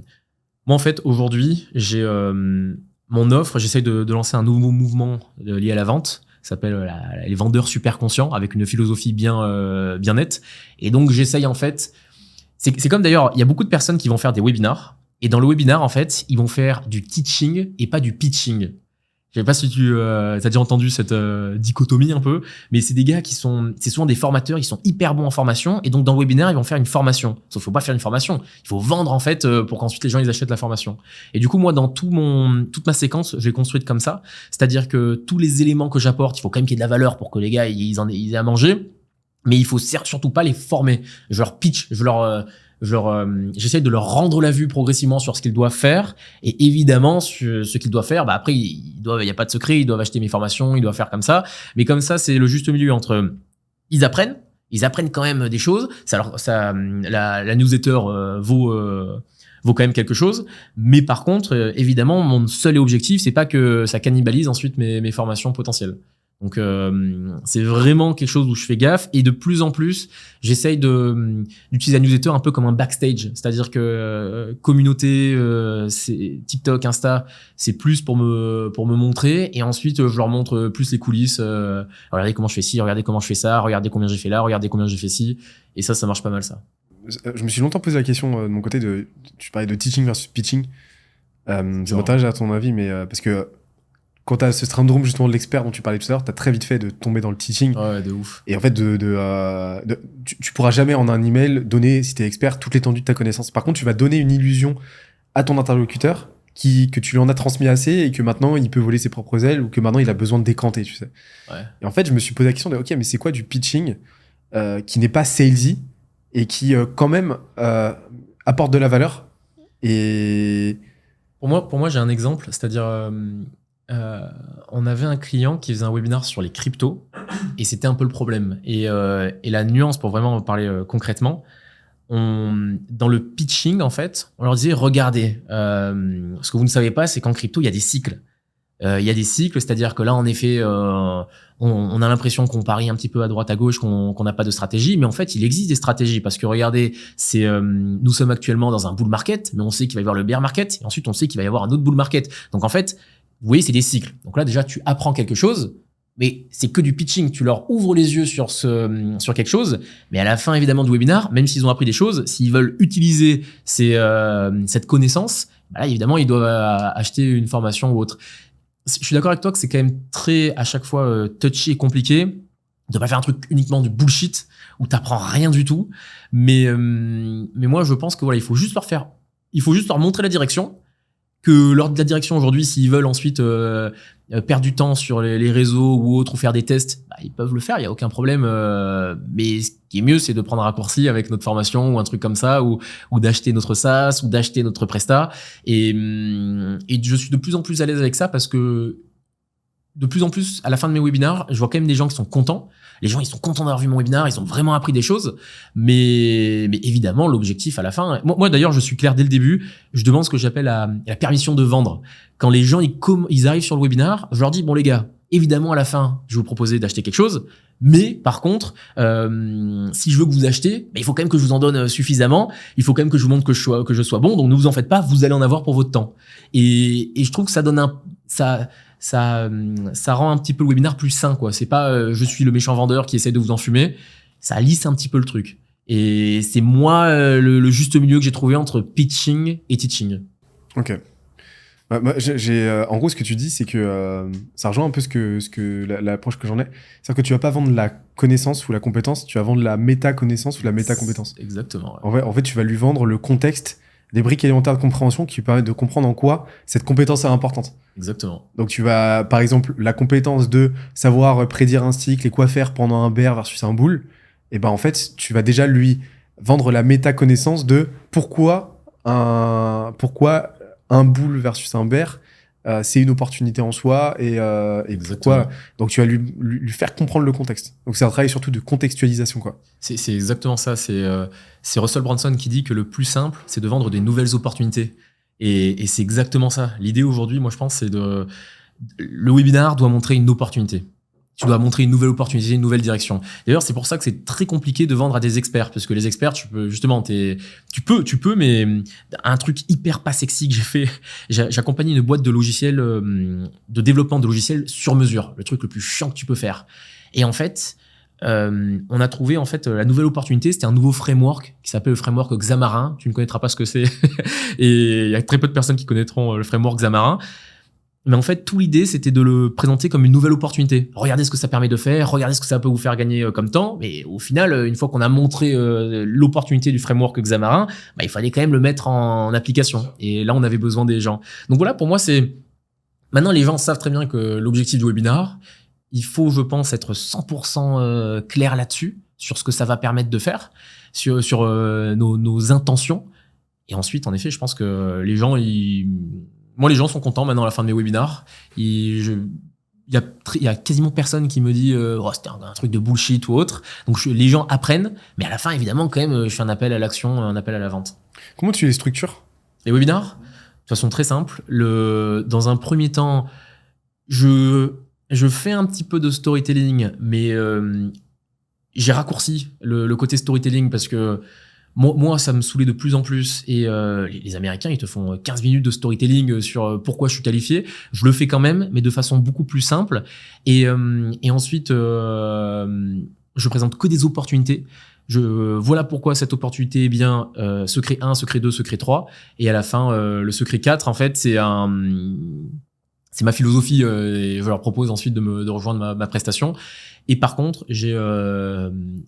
je passe 20 minutes ou 25 minutes sur la partie vente avant de commencer à traiter les questions. Je pense que le gros problème des gens qui font des webinars, c'est qu'ils ont peur de vendre.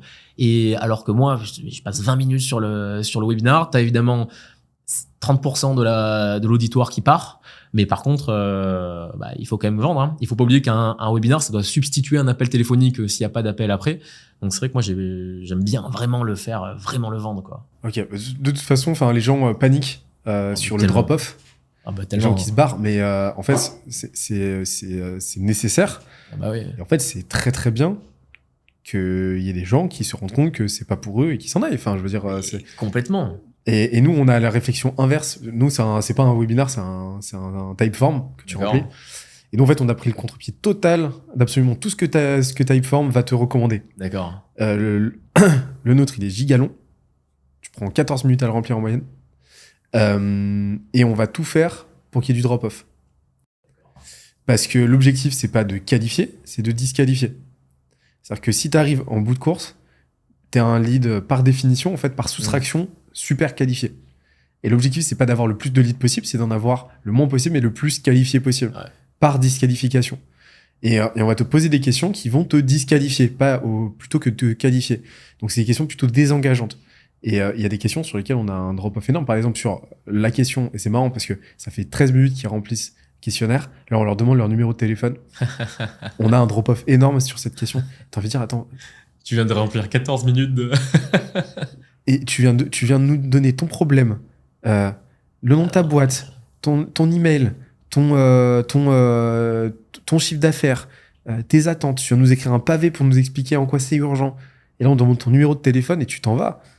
Déjà, la cohérence, mais en fait, c'est très très bien, tu vois. Mais t'as tellement raison. C'est comme justement sur les emailing, les gens, ils ont peur d'envoyer trop d'emailing parce qu'ils ont peur justement qu'il y ait des gars qui se désabonnent. Mais les gars, si les gars, ils se désabonnent de votre emailing, il fallait se lever tôt pour leur vendre quelque chose après. Hein. Donc, t'as raison que la disqualification, c'est important. Il y a beaucoup de personnes qui diront que c'est un problème de riche. Parce que pour disqualifier des gens, il faut quand même avoir un pool de personnes qualifiées. Enfin, à disqualifier. Mais moi, je suis tellement d'accord avec toi. Sur les webinars, mais moi, en effet, partez. Si vous êtes là que pour le contenu, en effet, cette partie n'est pas pour vous. C'est comme dans les appels de vente. L'idée des appels de vente, c'est pas de convertir 100% des gens. Non, c'est tu poses des questions justement pour être sûr que ça peut convenir au gars que tu as au téléphone. Et c'est comme ça que en fait, le gars, il va sentir que tu es sincère et tout, et que ça peut marcher. Aujourd'hui, tu te définis plutôt comme... Parce que tu es à la fois très prolifique en vente et en marketing. Quand tu interviens dans des boîtes, tu fais un mix, t'es plus sur un mix des deux, Tu sais que on parle de la crise d'adolescence, on parle de la crise de la quarantaine, mais on parle jamais de la crise du positionnement. Genre, moi, mon maître mot de base, c'était les gars, si vous savez pas, enfin, la phrase que tout le monde dit, si vous savez pas vous présenter en une phrase dans une réunion de famille ou autre, c'est que ça va pas. C'est red flag. Et moi, j'avais une proposition de valeur, mais hyper nette, hyper claire, que j'avais travaillé. Et le problème, c'est qu'avec les réseaux et à force de pisser dans le sens du vent, bah maintenant, j'ai deux positionnements. J'ai un positionnement vente. Là, c'est vraiment, clairement, je pisse dans le sens du vent parce que j'ai une expertise là-dessus. Je vois qu'il y a beaucoup de personnes qui me demandent là-dessus. Et donc, bah, de plus en plus maintenant, je suis un peu ciblé sur la partie vente. Mais ce que je préfère, c'est le marketing quand même. Donc, aujourd'hui, j'ai essayé de résoudre cette problématique de base, moi, je suis sur une stratégie d'acquisition client. C'est ce que fait ma boîte. C'est les prestations qu'on donne, c'est les formations qu'on donne, c'est les conférences que je donne. Mais par contre, on a créé une méthode où on transforme les gens en vendeurs super conscients. Et donc, on prodigue aussi cette méthode à des boîtes. Et en fait, du coup, l'idée, c'est que, un petit peu comme les gens, comme il y en a qui ont créé la méthode AIDA, et ben moi, je vais essayer d'implémenter une méthode dans des boîtes ou autres. Donc, je suis plus sur l'acquisition client. Moi, aujourd'hui, si tu me demandes, je suis expert en acquisition client. Mais vu qu'il y a une grosse demande sur la vente, et ben j'ai aussi cette méthode et ça me plaît pas d'avoir 15 trucs différents. Il y avait un gars qui m'avait dit, tu sais, Bastien, tu t'en rendras compte plus tard, mais en fait, tu as différents positionnements pour différentes personnes. Et moi, j'aimais pas du tout cette idée et c'est un petit peu ce que j'ai en ce moment. Je sais pas si c'est normal ou pas. Pour l'instant, selon moi, tant qu'on n'a pas une boîte qui fait 50 millions d'euros de chiffre d'affaires, on doit quand même être un peu plus positionné. Donc là, tu vois, c'est une maladie, mais je suis conscient, le patient il en est conscient, tu vois. Je pense, moi, je sais pas quel est ton avis, mais je pense que il faut quand même être vachement positionné. Et le problème des réseaux, c'est que ça me défocus, quoi. Ouais, oui, non, en fait, soit ça, c'est limpide pour toi dès le début, soit sinon tu fais, c'est ce qu'on a fait de notre côté et c'est ce que un pote avec qui je discutais il y a 2 jours a fait malgré lui, c'est d'opérer une phase de R&D qui va durer potentiellement plusieurs années. En fait, tu vas tester un maximum de choses. C'est pour ça que c'est super intéressant de faire du contenu, d'avoir un inbound fort, d'avoir ton média, parce que tu te génères un vivier d'opportunités que tu n'es même pas en mesure structurellement de satisfaire. Et donc, en fait, c'est un levier magistral pour justement opérer cette R&D. Mais en fait, dans son cas, il a testé plein de trucs, plein de petits produits, de petits services et tout, plein d'axes différents. Et en fait, au bout d'un moment, il avait ce sentiment de perdition, tu vois. Il y avait ce sentiment un peu de putain, qu'est-ce que je fais maintenant ?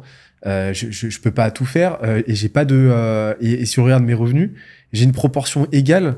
J'ai pas de Pareto, tu vois. J'ai une proportion égale de CA qui vient de chaque truc.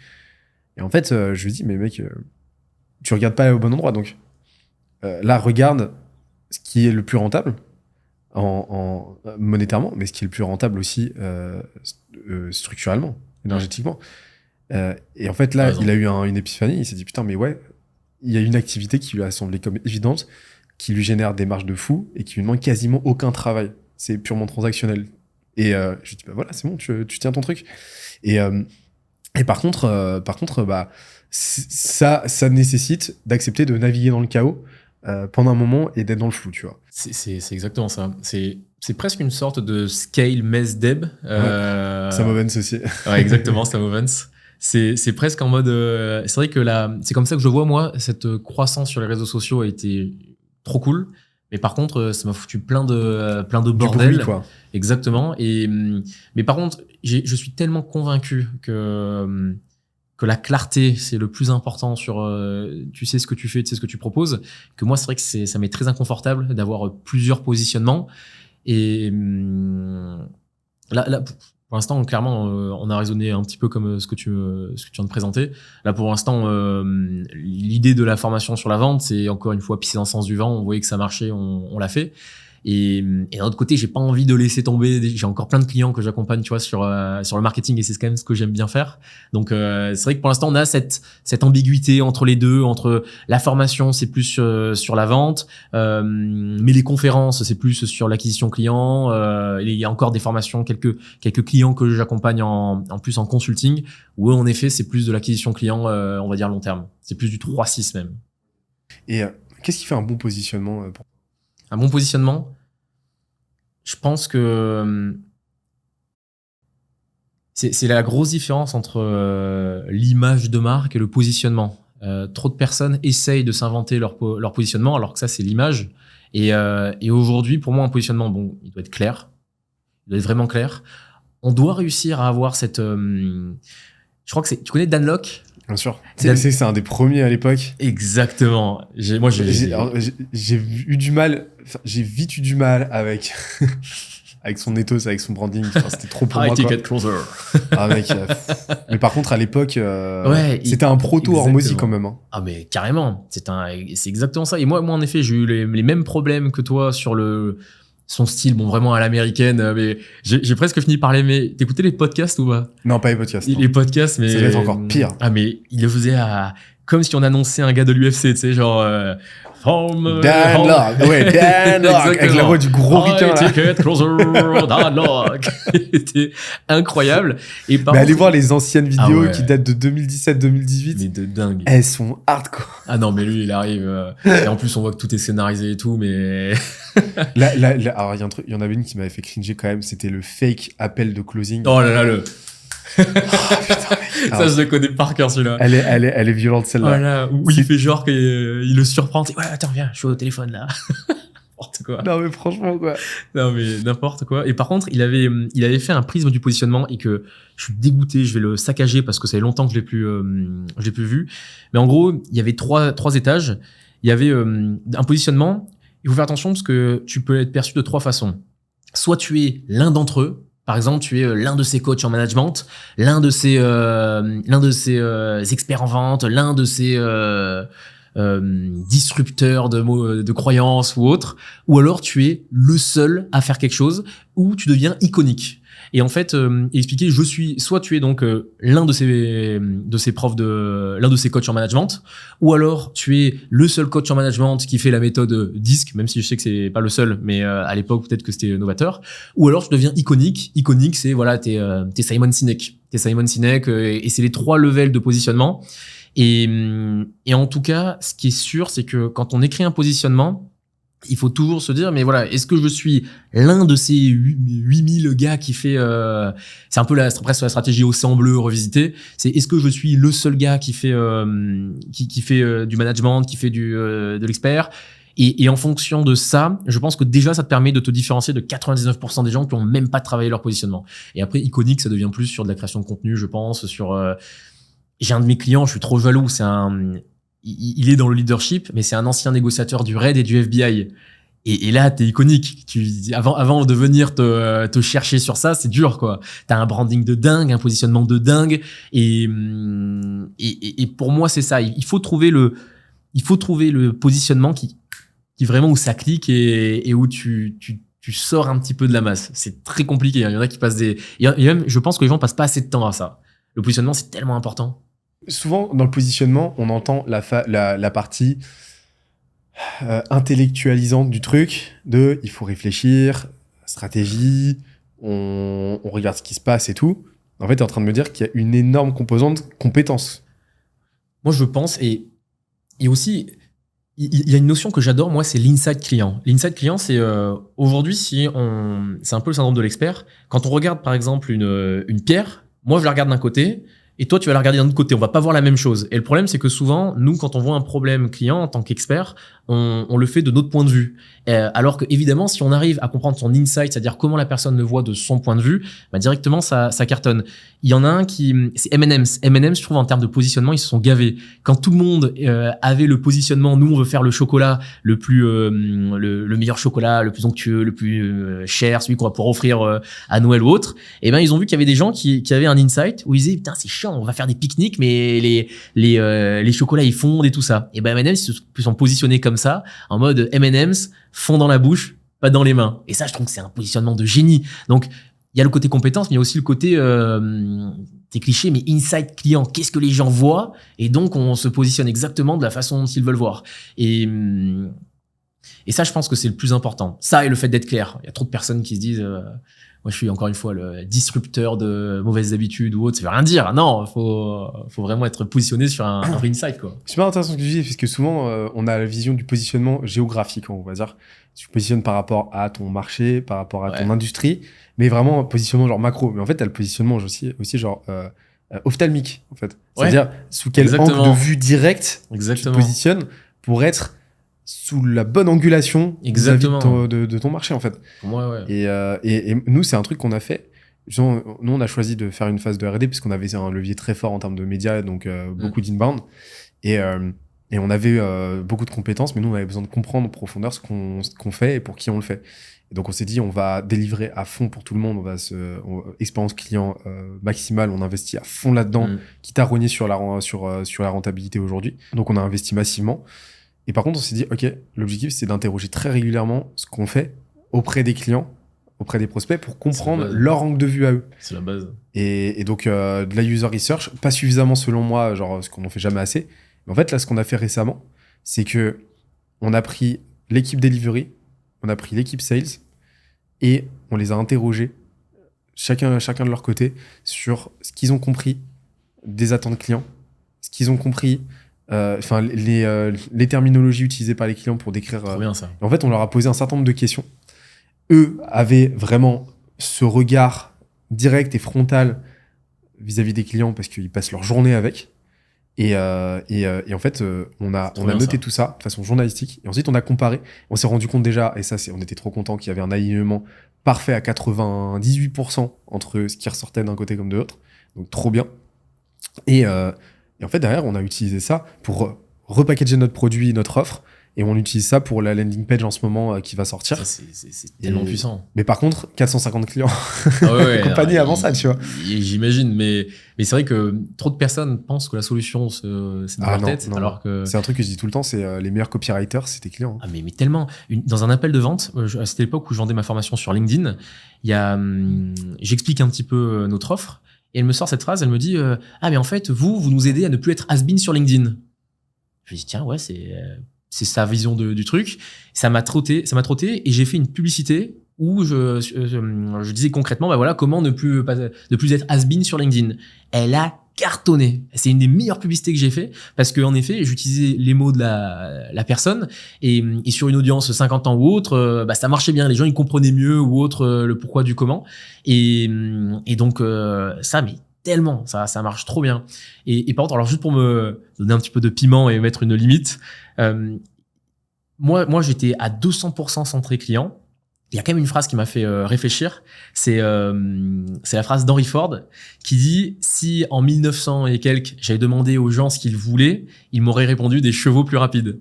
Et donc c'est quand même la petite limite que des fois c'est très très bien d'écouter les clients, mais c'est quand même nous les experts qui devons trancher. Donc tellement important de faire le travail de ce que t'expliquais, de reprendre les terminologies, le wording des clients. Et ensuite, par contre, il ne faut pas oublier que c'est nous qui tranchons et tout ça. Ah, complètement. Et c'est pour ça que pour moi, c'est super intéressant d'interroger le client sur la base de ce que tu as déjà donné. C'est-à-dire que forcément, quand tu n'as pas ouvert le champ des possibles voiture, le client va réfléchir sur la base de ce qu'il connaît déjà. Donc, par analogie, il va te parler d'un cheval. Par contre, si tu lui présentes déjà une voiture et que tu lui demandes ce qu'il en comprend, et si tu lui demandes si tu retires la voiture pour lui donner un cheval à la place, là, tu vas te retrouver avec des insights complètement différents. C'est exactement ça. Donc, tout est une question de contexte. Et c'est pour ça que c'est super important, pour moi, de vendre le plus tôt possible, parce que c'est tes clients qui vont te donner les meilleurs insights. C'est pas tes prospects, c'est pas des gens qui vont hypothétiquement t'acheter. Non, c'est des gens qui t'ont déjà payé quelque chose. Ça, t'as raison. Et en plus, les acheteurs ne sont pas les conseillers. Il y a toujours des gens qui disent ouais, moi je pense que j'achèterais ça ou autre, et au final tu lances et t'achètes pas. Moi maintenant j'ai une maxime, c'est je ne crée plus un seul produit ou une seule formation qui n'est pas déjà vendue. Si j'ai perdu trop de temps sur des contenus ou des formations, je me disais, ouais, elle est incroyable, elle va disrupter le marché. Au final, il y a personne qui l'achetait. Que maintenant, tout ce que je crée, je l'ai déjà vendu par un webinar, un lancement inversé ou quelque chose comme ça. Parce que c'est là de loin la meilleure façon de vraiment, en effet, c'est la meilleure preuve, en fait. C'est la meilleure proof of concept. Tu peux payer 20 000 balles une étude marketing pour voir si ton produit va marcher. Ou alors dépenser 10 000 euros pour faire des pubs et franchement ça, je pense que la deuxième option est plus puissante, quoi. C'est le principe, je sais plus comment ça s'appelle, c'est le principe du labor illusion bias ou un truc comme ça. C'est le fait que ton cerveau va associer va voir une proportionnalité entre ton degré de labeur, donc l'intensité que tu as mis et l'énergie que tu as mis dans quelque chose, oui, et les résultats nécessairement que tu vas recevoir. Donc forcément, si tu travailles comme un malade sur le sujet, et si dans l'absolu, ce que tu as fait, c'est de la qualité, forcément, c'est obligé que ça marche.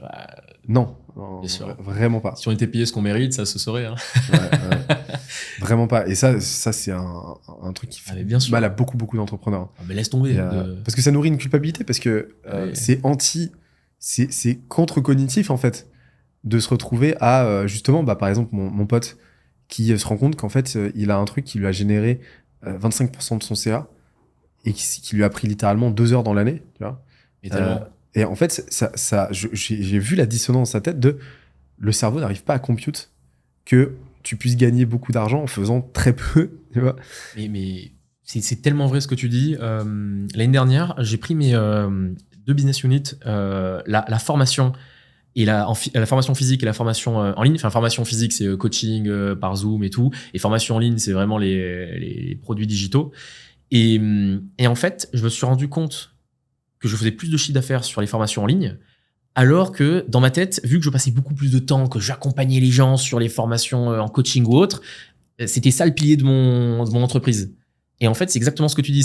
J'avais tellement l'impression de taffer ou autre que je me suis dit, c'est ça qui est la pierre angulaire de ma boîte ou autre. Alors que quand je regarde les chiffres, la formation en ligne sur un webinaire ou autre, on arrive à générer plus que sur certains trucs physiques. Donc, c'est très compliqué. Et je crois que c'est un terme littéraire qui dit, il faut apprendre à tuer ses bébés. Faut parfois, en effet, c'est pas parce que, comme un contenu que, alors ça, c'est le meilleur exemple. Un contenu, je peux passer 3 heures à le faire et il bide, alors que les meilleurs contenus, c'est ceux qui sont vus en 10 secondes. Et parfois, il faut apprendre à tuer ses bébés et le contenu que tu as mis peut-être 1 heure, 2 heures, 3 heures à écrire, finalement, tu dois le mettre à la poubelle parce qu'il sortira pas et il est pas bon, quoi. Il faut avoir la décence de dire que quelque chose sur lequel tu investis du temps, en fait, est pas ouf. Comment tu t'es rassuré par rapport à tes compétences, tu vois? Parce qu'on a tous les deux moins de 30 ans. Ouais. T'as quel âge?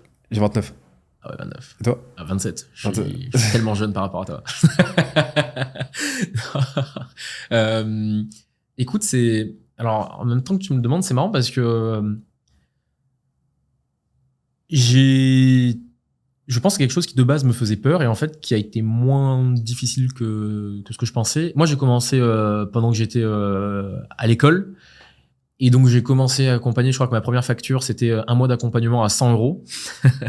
et j'avais accompagné un gars où, en fait, je lui mettais en place des outils d'automatisation sur LinkedIn. Ça a marché. Et donc, en fait, dès le début, ça m'a montré que je pouvais réussir. Et en fait, à un moment, j'ai même eu le syndrome inverse. J'étais le petit con qui pensait que j'allais révolutionner toutes les boîtes parce que je savais envoyer des messages en automatique sur LinkedIn. Ton Dunning-Kruger. Exactement. Et j'étais persuadé que tous les mecs qui avaient 40 ans, 50 ans ne connaissaient pas les bases du marketing digital. Donc, j'ai même eu ce problème inverse à un moment. Bon, pas longtemps non plus. Hein, je suis pas dans... Mais par contre, finalement, ça a été assez rapide. Mais après, on a toujours ce petit truc de légitimité où il faut taffer ou autre, ou quand tu accompagnes des gars qui ont déjà beaucoup de résultats, surtout dans nos niches, maintenant, les gens, grâce à YouTube, grâce à des podcasts comme le tien ou autres, on légitimise pas mal de stratégies, pas mal de concepts. Donc, il y a plus de personnes qui les connaissent. Donc voilà, pour moi, ce qui légitime le plus, c'est les résultats. C'est à partir du moment où tu arrives à avoir des résultats, le plus simple, c'est sur les réseaux sociaux. Si jamais il y a quelqu'un qui a besoin de conseils sur les réseaux sociaux, tu regardes combien tu as d'abonnés, tu regardes combien tu as de résultats ou autre. Et là, ça te permet de te donner une certaine crédibilité. Après, dans la vente, tu vois, je galère plus parce que tout le monde pense être un bon vendeur. C'est marrant, hein. Il y a plein de personnes qui pensent parce qu'ils sont à l'aise au téléphone ou autre, ils pensent être de bons vendeurs. Donc il y a toujours ce petit problème où au début tu dois prouver ta légitimité et ça moi alors complètement parenthèse, j'essaie de plus en plus de faire de méditation et de visualisation sur ça. Je sais pas, t'en fais toi ou pas? Mais non, faut que je m'y adonne. Il y a 2 livres. Le premier, c'est Devenir super conscient de Joe Dispenza, qui est incroyable, qui m'a fait. Moi, j'étais très en mode, waouh, la méditation, c'est un truc de perché total, ou c'est pour les femmes enceintes. Je sais pas pourquoi j'avais cette image. Et en fait, je suis tombé sur plein d'études qui montrent qu'en fait, le cerveau ne fait pas de différence entre quelque chose qui a été imaginé et quelque chose qui a été vraiment vécu. Exemple. Aujourd'hui, c'est pour ça que les pilotes de Formule 1, ils essayent de s'imaginer le circuit parce que forcément, plus où tu fais le circuit, plus où tu le connais par cœur. Et en fait, le cerveau fait pas de différence entre le faire réellement et le faire dans ta tête. Et donc, du coup, pour essayer de faire des boosts de confiance si j'en ai besoin, j'essaye de me visualiser certaines scènes. Et quand tu fais une chose une fois, ça te fait peur. Mais quand tu te le fais 300 fois, t'as plus peur de le faire. Et du coup, de se l'imaginer un nombre X de fois, je trouve que ça me permet un petit peu de gagner confiance sur certaines choses comme ça. Franchement, je te le conseille. C'est avec toi, si tu le fais, tu vas tout démonter. Hein. Ah, pourquoi? Déjà, ce que tu arrives à faire sans visualisation, si en plus tu commences à faire visualisation, la méditation, c'est mettre ton cerveau sous stéroïde, quoi. Donc, là, tu vas nous faire, c'est plus qu'Alésia. C'est un gros, c'est un bodybuilder extrêmement, très connu qui a failli devenir Mister Olympia, qui s'appelle Kai Greene. Ouais. Qui explique que justement lui il visualisait Arnold Schwarzenegger aussi par exemple. Pourquoi le bodybuilding est vachement intéressant, petite parenthèse, et très instructif sur ce plan-là, parce que t'as pas plus solo que cette pratique-là, mais t'as pas plus solo dans la douleur. Ça fait partie des disciplines dans les plus mentalement challengeantes, parce que tu te retrouves face à toi-même dans le cadre d'une douleur qui peut être infernale, et le tout avec une gratification différée qui est juste aberrante cognitivement. C'est-à-dire que ton physique, tu vas prendre 10 ans, 15 ans à le construire. C'est-à-dire que si ton objectif, c'est de devenir IFBB Pro, tu sais que t'en as en moyenne pour 10 ans. 10 ans quotidien, tu vois. Et 10 ans d'entraînement quotidien à encaisser des entraînements horribles et le tout sans voir au quotidien le fruit de ton labeur. Et donc, t'en as beaucoup qui utilisent ce travail de visualisation. C'est terrible. Et ça fait toute la diff, quoi. Tu connais l'histoire du gars dans la chambre froide?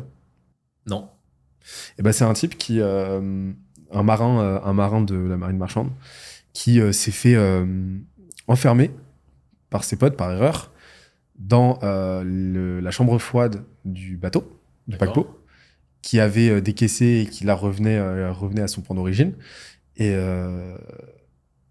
Et qui donc s'est retrouvé enfermé pour quelque chose comme 15 jours. Et on l'a retrouvé 15 jours après, mort de froid, qui avait trouvé un caillou, qui avait trouvé un objet contondant, et grâce auquel il avait gravé son calvaire. Donc le froid qui mordait sa peau, lui qui grelottait, lui qui se sentait gelé, de l'intérieur, etc. Donc qui raconte vraiment tout dans les moindres détails. On s'est rendu compte qu'il restait de la nourriture dans la chambre froide, donc il avait aucun problème alimentaire, quoi. Il avait de la calorie, et que la chambre froide, vu qu'elle avait décaissé, elle n'était pas branchée, et qu'en fait elle était à température ambiante. D'accord. Et donc juste le gars en s'imaginant et tout ça, et ah ouais. Et en fait son cerveau l'a tué. Incroyable. Là je connaissais pas du tout cette histoire. Mais t'as des histoires de fous comme ça. Je pensais que t'allais me raconter l'histoire du soldat vietnamien. Je sais pas si ça te dit quelque chose. Très rapidement, c'est un soldat américain qui s'était fait capturer au Vietnam. Et lui, il était donc enfermé 1 an. Il attendait qu'on le libère. 2 ans, 3 ans, 4 ans. Finalement, il a passé 15 ans là-bas. Et pour pas perdre la boule, et quand il a compris que le gars, on n'allait pas venir le sauver, il a commencé à se visualiser des moments cool. Par exemple, il s'est dit, bah tiens, moi j'adore le golf, je me visualise en train de jouer au golf, comme ça va me faire passer mon temps. Et donc finalement, il a passé 15 ans à se visualiser en train de faire des parcours. Il a été libéré. Et quand il a été libéré, qu'est-ce qu'il a fait pour se faire kiffer? Il allait faire un golf et il a fait les meilleurs perfs qu'il a jamais fait de sa vie parce que justement, il s'était tellement visualisé que c'était comme un entraînement. Et c'est là que ce soit pour la chambre froide, genre où le gars il a carrément il s'est visualisé en train de se geler les mains, ou alors le gars qui a tellement fait le geste dans sa tête ça montre le pouvoir du cerveau, et c'est pour ça que la visualisation, mais c'est dingue. Moi, je trouve, mais c'est génial. Ça te permet vraiment de décupler, de réussir à...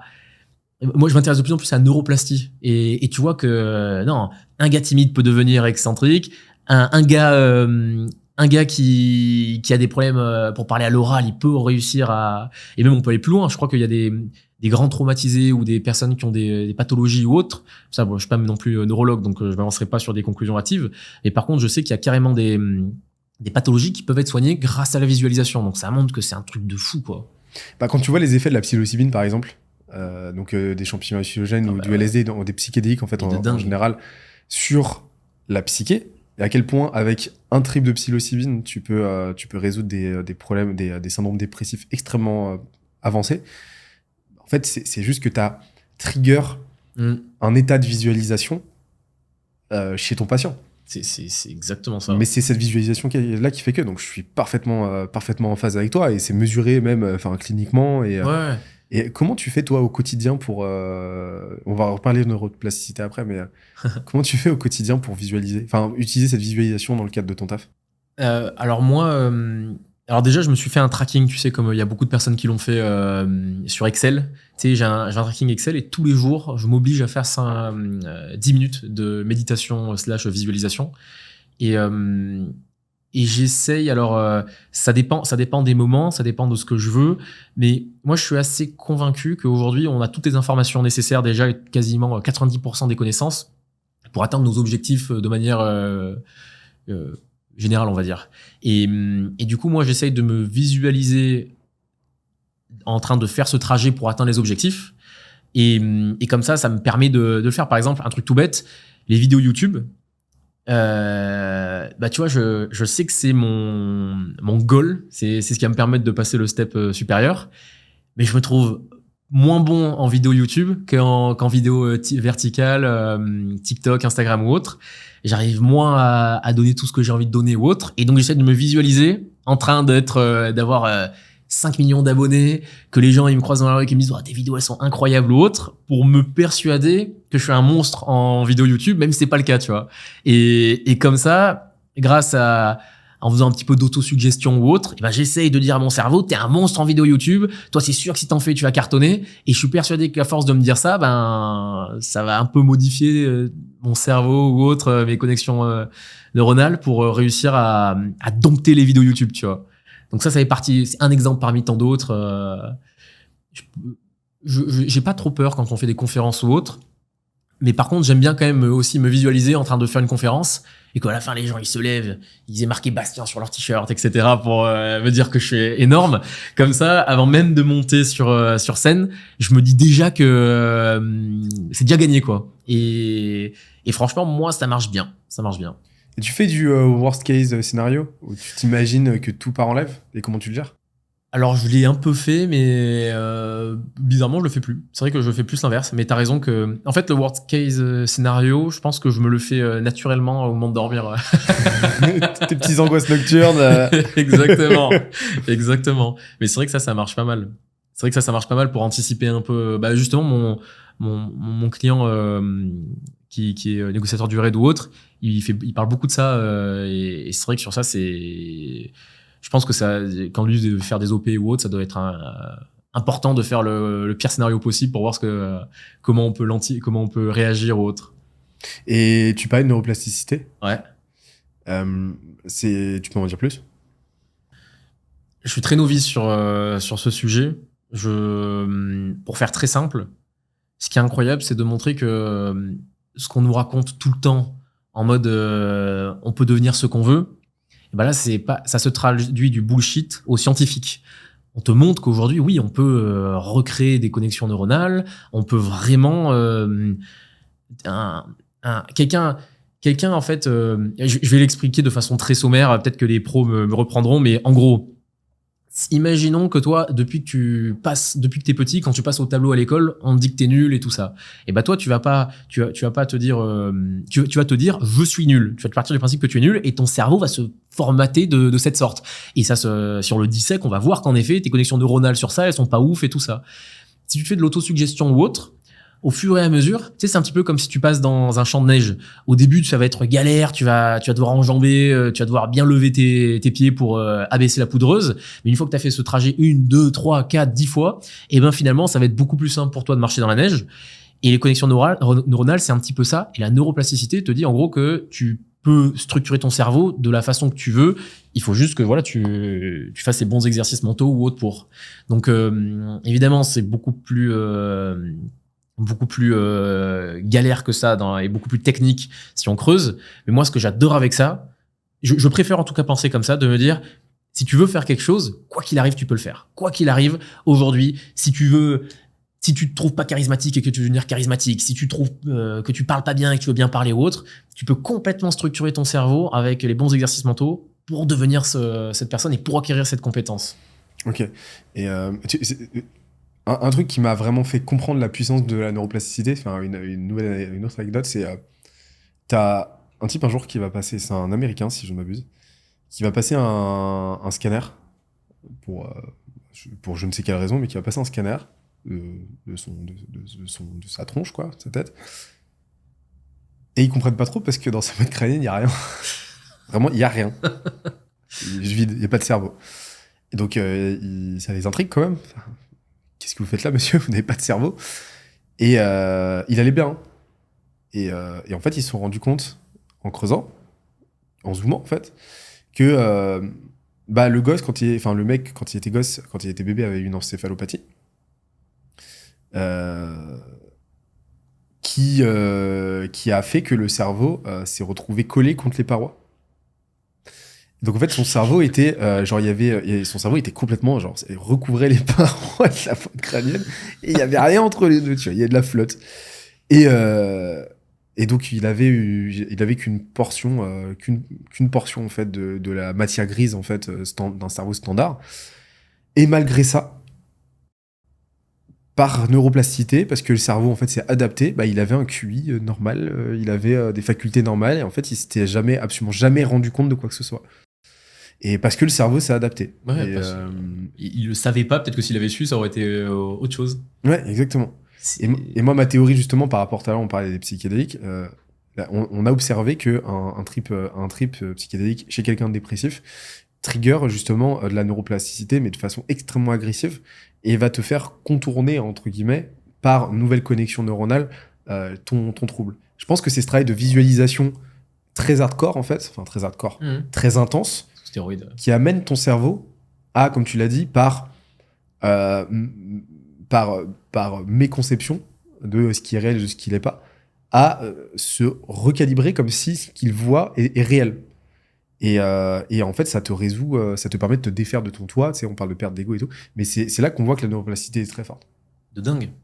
C'est un bon exemple de ça. Alors, je sais pas s'il y a des gens croyants ou pas, mais beaucoup de les personnes qui n'étaient pas croyants et qui voulaient expliquer certains miracles de Lourdes, notamment, passaient par cette explication, de dire ils étaient tellement persuadés qu'il y avait quelque chose de plus fort qui allait les soigner, que finalement ils étaient soignés au final.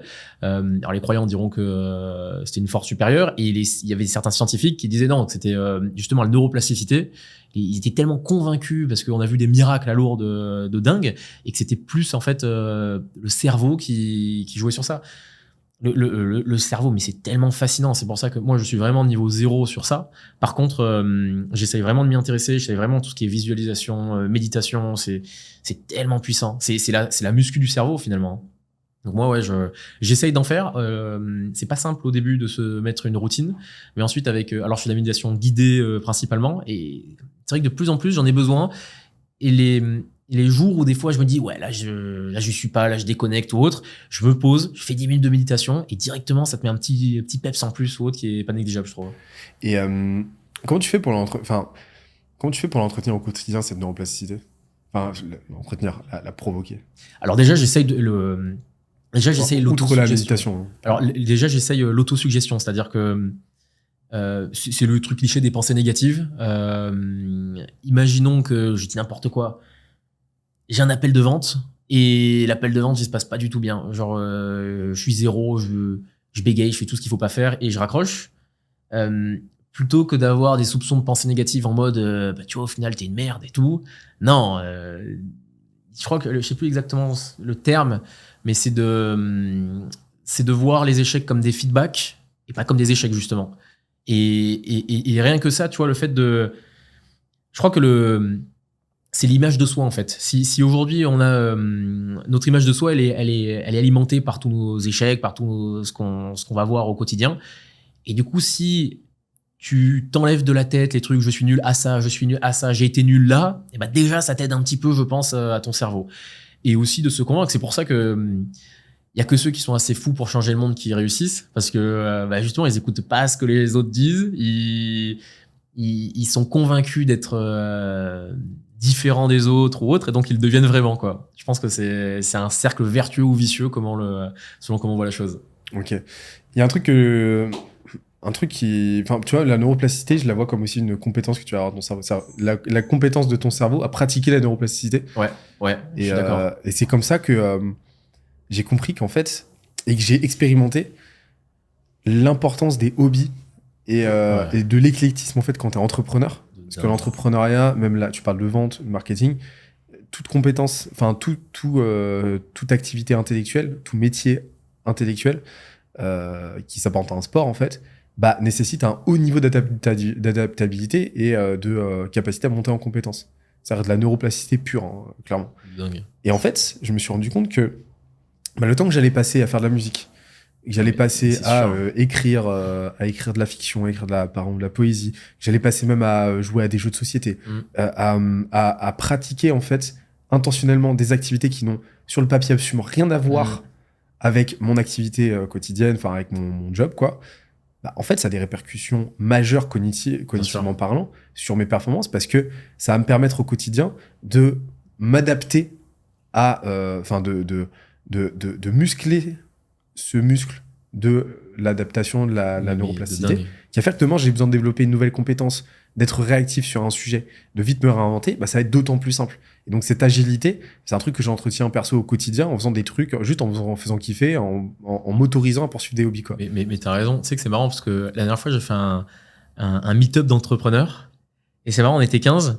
Et en fait, les 15, on avait beaucoup de similitudes. On était tous, on se tuait tous à la salle de sport. Même, tu vois, avant de rentrer dans le podcast, on était tous les 4 avec Basile et avec Massy. Exactement. Enfin, on parlait de muscu. Tu vois, c'est marrant parce qu'on a aussi beaucoup d'entrepreneurs qui ont la discipline pour créer des boîtes et tout ça. Et ben, ils transposent cette discipline aussi pour faire du sport ou autre, où il y a beaucoup de personnes qui ont des hobbies, t'as raison. Et donc, en effet, je pense que quand t'entraînes ton cerveau à ça, bah, c'est une résultante je suis convaincu de ça, t'as raison. Et en effet, il y a énormément de gars qui avaient une hobby et qui finalement ont basculé sur l'entrepreneuriat ou autre, donc il doit y avoir une sorte de mimétisme c'est une vraie compétence, comme tu l'as dit. Tu fais quoi, toi, tu parlais de sport, tu fais quoi, toi, pour tenir au quotidien? Alors le sport maintenant, ce qui est trop bien, c'est que c'est même plus dans ma routine, c'est dans mon ADN. Mon ADN. J'essaie de faire une phrase moins cliché, mais c'est la seule que j'avais. Et aujourd'hui, j'y vais. Putain, encore, allez, on fait cliché sur cliché, mais maintenant, moi, c'est presque ma drogue. J'ai besoin de tous les soirs, si j'y vais pas. Je fais pas des grosses séances, moi, hein. Je me fais mes petites tractions, mes dips et tout, et mes pompes. Les coachs sportifs me dégommeraient parce que je fais pas souvent les jambes. mais par contre, j'y vais tous les soirs. Tous les soirs, j'ai mon moment. Ça me permet de me vider la tête. Ensuite aussi, j'aime bien avec mes collègues, tu vois, faire paddle, foot, des trucs comme ça. Et en fait, le sport, c'est même plus la discipline, j'en ai besoin. Si je le fais pas, je suis pas bien, je dors pas la nuit, je suis un peu, moi, des fois hyperactif, j'ai besoin de décharger, tu vois.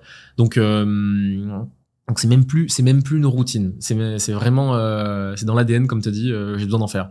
Toi aussi maintenant t'en fais tout le temps. Ça fait 8 ans et demi là que je vais à la salle, Ah ouais. que je m'entraîne. Ouais. Ah ouais. Et avant j'étais pas du tout sportif, donc je vois vraiment la diff. Et pareil, enfin j'ai une fréquence qui est très stable. Enfin, j'ai eu très peu de périodes de pause, jamais très longue d'ailleurs. Mais par contre, si je m'entraîne moins de 3 fois par semaine, ce qui est très rare, je le ressens direct sur mon bien-être et surtout sur mon métabolisme, sur la qualité de mon sommeil, sur énormément de choses. Sur ma psyché, c'est fondamental, quoi. Ouais, mais ça se voit. Hein. Je sais pas si on le voit à l'écran, mais il est stock. Hein. Je me suis mis loin hein, quand même. Hein. Non, mais le sport, ouais, c'est tellement important. C'est trop cliché de dire ça, mais c'est vrai, quoi. Moi, j'en ai tellement besoin. En plus moi, c'est un petit peu comme la création de contenu. Le sport, je le tiens que si j'y vais tous les jours. C'est marrant, mais hors week-end, c'est comme la création de contenu. Moi, je le fais tous les jours. Sinon, quand je me disais pour la muscu, tiens, je le fais soit le jeudi, soit le mardi. Ah, tu batches pas le contenu? Hein? Tu batches pas le contenu, c'est vraiment tous les jours tu te poses et t'enregistres un petit peu? Ou alors tu vas bosser dessus, tu vas pas forcément tourner. D'accord. Je crois que finalement, je bosse dessus tous les jours d'une façon ou d'une autre. Moi, c'est réparti par session créative où je vais essayer de trouver des idées, ou ensuite je vais essayer de les tourner, ou je vais essayer d'écrire et tout ça. Et en tout cas, j'essaye vraiment je me dis pas. Alors moi, par exemple, je me dis pas tiens, je le fais une fois par mois pour tout le mois. C'est-à-dire que quand même chaque semaine, c'est sûr que je vais faire un peu de contenu. Alors parfois, par exemple, là, tu vois, fin de mois, je pars 2 semaines à Dubaï, donc je vais pas pouvoir tourner. Donc là, ce que je fais, c'est que j'ai pris évidemment de l'avance. Mais sinon, moi, j'ai besoin comme un muscle, un peu un muscle créatif. Et je le vois que quand j'ai des grosses périodes où je fais pas de contenu, j'ai un petit délire pour m'y remettre, tu vois. Donc moi, c'est comme la muscu, j'y vais tous les jours. Tous les jours, je vais faire mes tractions, mes dips et tout. Et comme ça, ben, je me pose pas la question, tiens, je vais pas aujourd'hui, j'irai demain. Et le contenu, c'est un petit peu pareil. Alors encore une fois, c'est vrai que le contenu maintenant, en tout cas, j'ai commencé comme ça.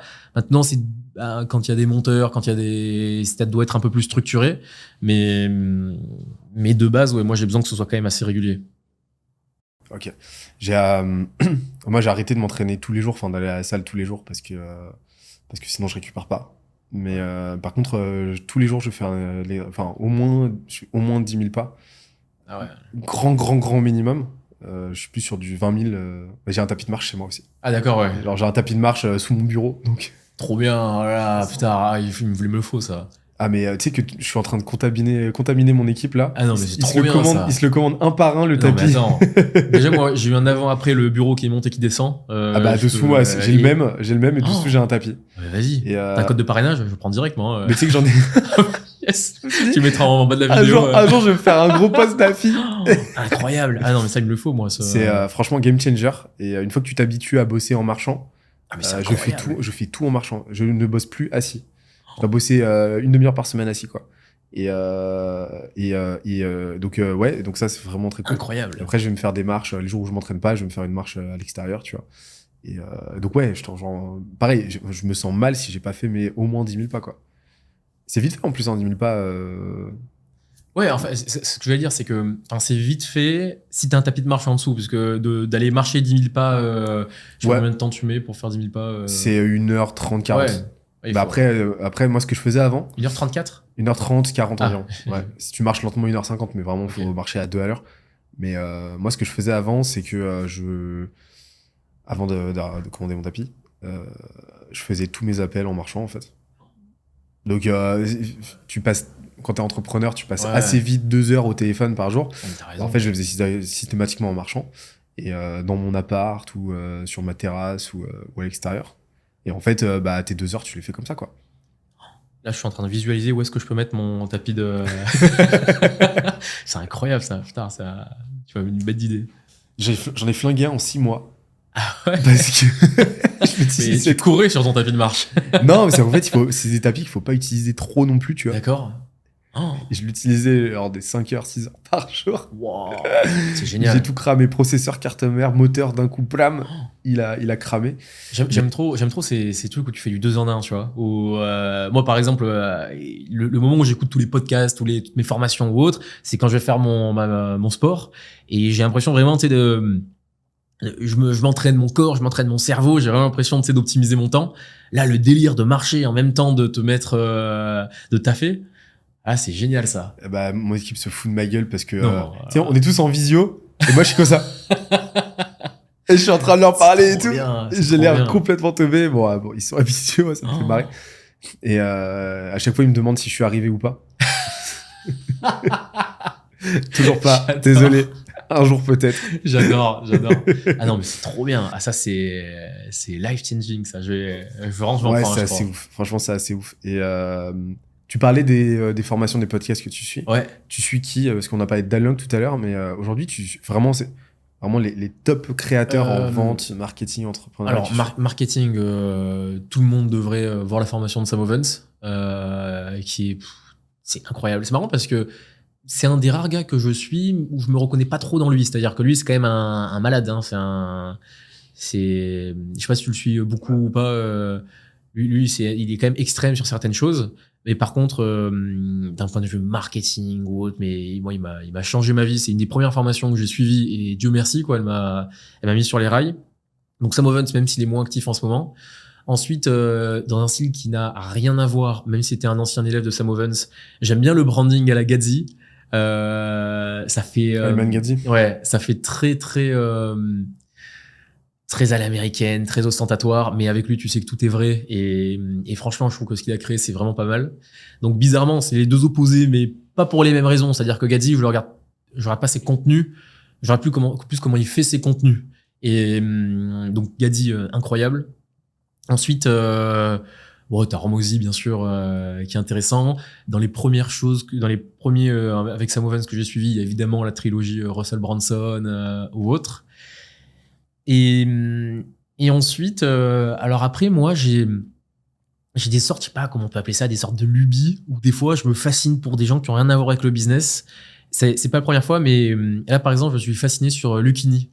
Je sais pas si t'as déjà regardé un peu tous ces trucs. Impressionnant. Lui il est incroyable. Lucchini. Ensuite, la prosodie, sa prosodie, elle est hallucinante. Elle est folle. Et ça fait partie de ces gens, ils t'embarquent dans un truc, mais tu peux pas ne pas regarder, tu peux pas ne pas l'écouter. Tu sais qu'il va être différent, t'arrives pas à comprendre toujours où est-ce qu'il va, mais c'est quand il parle de la droite et de la gauche. Je sais pas si t'entends, c'est mon idole sur ça. J'adore sa vision politique et sa façon d'emmener les choses où tu peux pas l'attaquer. Il est tellement intelligent. Ensuite, pareil, dans les choses moins conventionnelles, j'adore regarder les anciens, en tant que Marseillais, les anciennes interviews de Tapi. Tapi qui est incroyable aussi dans sa façon de parler, dans sa façon d'amener les choses ou autre. Et ensuite, pour revenir un peu plus sur les choses traditionnelles, en France, à part évidemment un peu Sans Permission et Scalesia, je sais pas si tu connais une petite boîte. Ouais. Aucun intérêt. Non, à part Sans Permission et tes podcasts, je n'écoute pas tant de francophones. Donc, mais Sans Permission, j'aime bien. En effet, c'est sympa quand même. Bah, ils ont réussi à mainstreamiser le business et c'est fort. Ils ont craqué le game. Sur ça, ils ont tout dégommé. Mais tu vas les rattraper, hein. Ton podcast, il est vraiment bien, hein, donc. Ouais, mais on est plus niché, quoi. Oui, bah c'est sûr qu'évidemment, c'est pas sur le même délire, mais. Et si tu regardes, on reste pas la même tranche d'âge déjà. Ouais, j'imagine. Mais c'est trop cool. C'est trop cool. Ils nous savonnent la planche. Ah bah, bien sûr. Là, ils ont fait le trou, comme on dit. Hein. Ouais, c'est trop cool. C'est plus facile de passer après, mais enfin, c'est sûr qu'ils ont l'avantage d'avoir maintenant l'audience. Mais moi j'aime trop le format de podcast. Franchement, c'est trop bien. T'as tellement raison de faire ça. Quand il y a du niveau, quand il y a le bon contenu et tout ça, je trouve que c'est tellement plaisant à écouter. Et en plus, ces podcasts, tu peux les écouter justement quand tu fais ton sport, tu peux les écouter quand tu fais ça. En parlant de podcast, écoute un peu Joe Rogan ou pas? Alors, je vois beaucoup de shorts sortir. Ouais. Et donc, je suis... Alors, j'écoute pas en tant que tel. Ouais. Déjà parce que j'ai pas Spotify.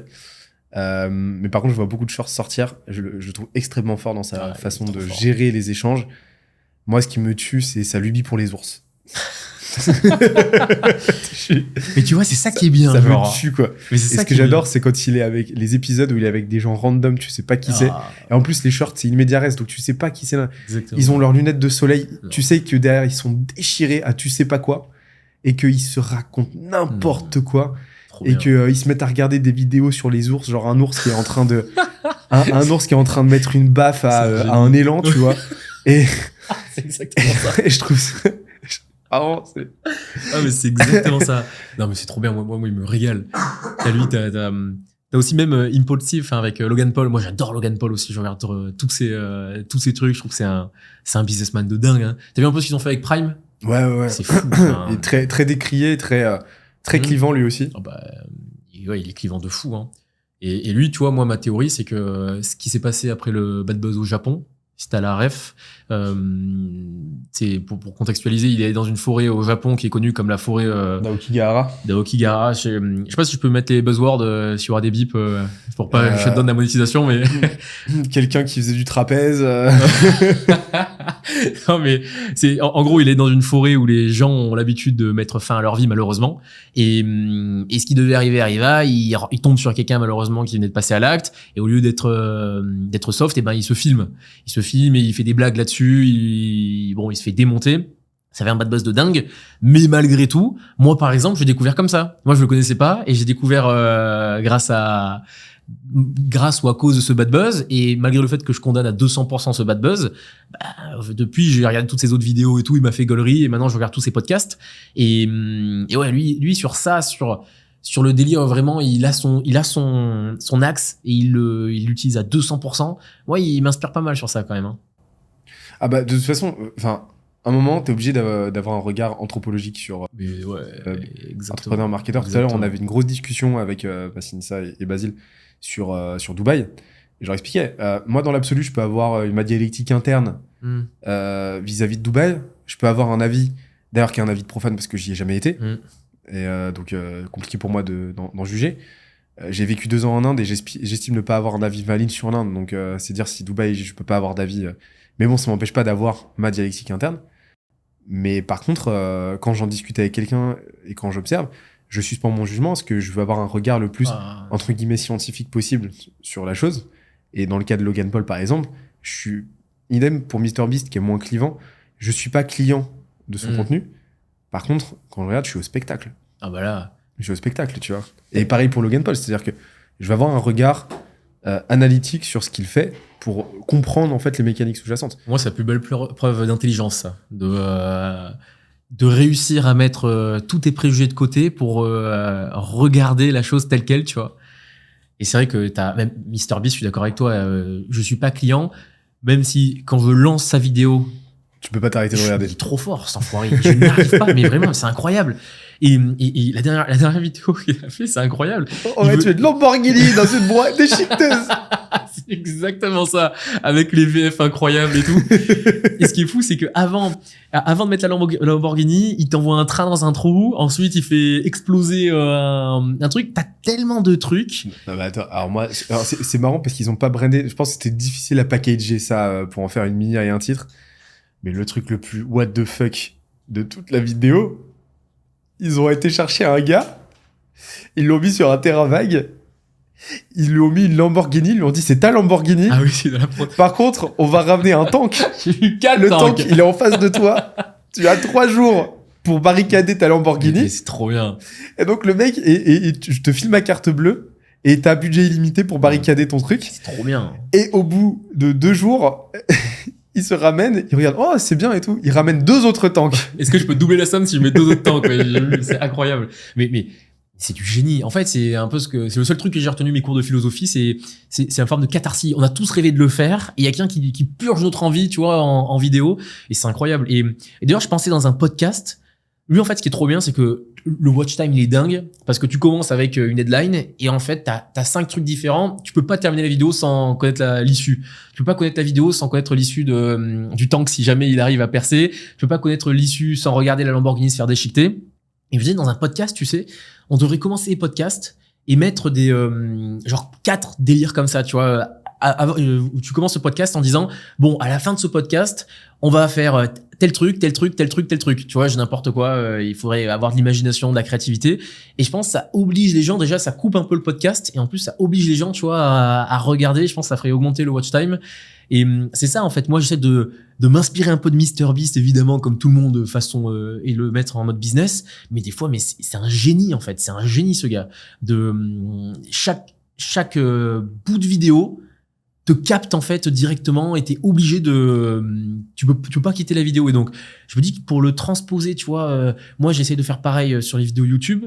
Sur un podcast, je m'étais dit putain, ça pourrait être dingue ça, tu vois, de mettre un truc où toutes les demi-heures ou toutes les 20 minutes il y a un truc où t'as absolument envie de savoir ce qui se passe. Faudrait qu'on brainstorm là-dessus. C'est le fusil de je sais plus quoi, ça. C'est comment ça s'appelle? Le fusil de, et ça commence par W. Ce truc, c'est un canon cinématographique qui explique que quand tu vois, quand tu mets un élément, sur, donc par exemple, je sais pas, tu vas avoir un fusil au fond qui va être bien en évidence dans la scène, nécessairement cet élément, donc ce fusil, doit servir à un moment dans l'intrigue. Incroyable, génial. Et donc en fait, c'est un canon qui explique que tous les éléments que tu vas montrer, que tu vas mettre en emphase à un moment donné, sont de nouvelles tensions narratives qui vont venir accentuer la tension narrative globale que tu vas ensuite venir résoudre. Donc c'est des intrigues dans les intrigues. Bien, Benoît, faut faire un truc comme ça. Faut que tu mettes des objets derrière ou je ne sais quoi. Une hache à incendie. Putain, mais ça peut être terrible. Mais qu'il y a un vrai truc par contre. Alors après, ça peut être du truc tout simple en mode parle-nous de cet objet, tu vois. C'est un objet, en fait, tu demandes aux gens de ramener un objet un petit peu stylé, tu sais, qui est important pour eux. Et je pense que ça peut être bien, ça peut améliorer, tu sais, sans non plus faire un truc de ouf. Ça peut être sympa, ça. Si tu le fais, je breuve très naturellement l'idée. Vas-y, donne-moi des idées là. Avant-dernière question, après je te pose la dernière. Vas-y, donne-moi des idées de trucs que tu aimerais bien voir dans le podcast. Ouah, je sais pas. Déjà, donc le truc simple des objets, genre, je pense que ça peut être bien.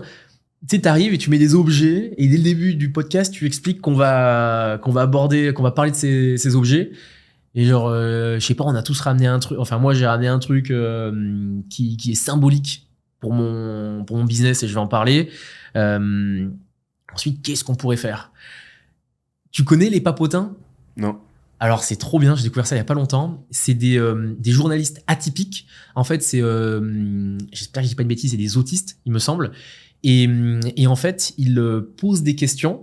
Et l'avantage, c'est que par leur filtre autiste, ils peuvent dire tout et n'importe quoi. Il y a Macron qui est passé. Et tu vois. Oui, c'est bon, je l'ai. Il y a ça. Ou alors, tu sais, qui veut être le truc de Squeezie, l'imposteur. Et moi, en fait, tu vois, ça serait bien, par exemple, dans un podcast, genre, tu le ponctues avec des choses comme ça. Genre, par exemple, à un moment, il y a un journaliste des papotins qui arrive et qui pose une question avec son filtre un petit peu papotin. Ou alors, mais alors ça, c'est directement un peu plus galère à produire et à réaliser. Mais le truc des imposteurs, je trouve ça génial. Genre, moi, je m'étais dit, tiens, tu fais venir genre 3 gars. Sur les 3 gars, tu connais les imposteurs avec Squeezie? Ouais, bien sûr. Et tu fais rentrer donc 3 gars. Sur les 3 gars, il y en a 2 qui sont par exemple, je sais pas, qui ont lancé une boîte qui a marché. Je brainstorm à haute voix là. Et un qui par contre est un complice ou autre. Et il faut trouver quel est celui qui a l'histoire entrepreneuriale la plus tangible, tu vois, la plus crédible. Et trouver du coup l'imposteur. Comme ça reste dans l'entrepreneuriat. Je sors comme ça, hein, je sais pas si ça sera. C'est rigolo ça. Mais tu sais, genre, je pense que c'est ça l'avenir des podcasts, genre d'en faire une vraie émission de télé en fait, de faire un talk show. Alors ça met une barrière supplémentaire à l'entrée, de faire il faut réussir à le produire quoi. Il y a des choses qui sont fantastiques dans la tête et quand tu les sors, elles sont pourries. Mais le truc du papotin, je trouve ça simple. Tu sais, il y a un gars qui arrive, tu rajoutes un siège et il te pose 3 questions un petit peu originales et comme ça. Quand les gens commencent le podcast, ils savent ils sont au courant qu'il va y avoir cet épisode et ça dynamise un peu le truc ou autre. Je pense que ça peut être dingue ça. Trop bonne idée. On va creuser ça. On verra. Si le premier papotin, je vais le faire par contre. La prod va t'en vouloir par contre. Ah, c'est directement plus galère. Hein.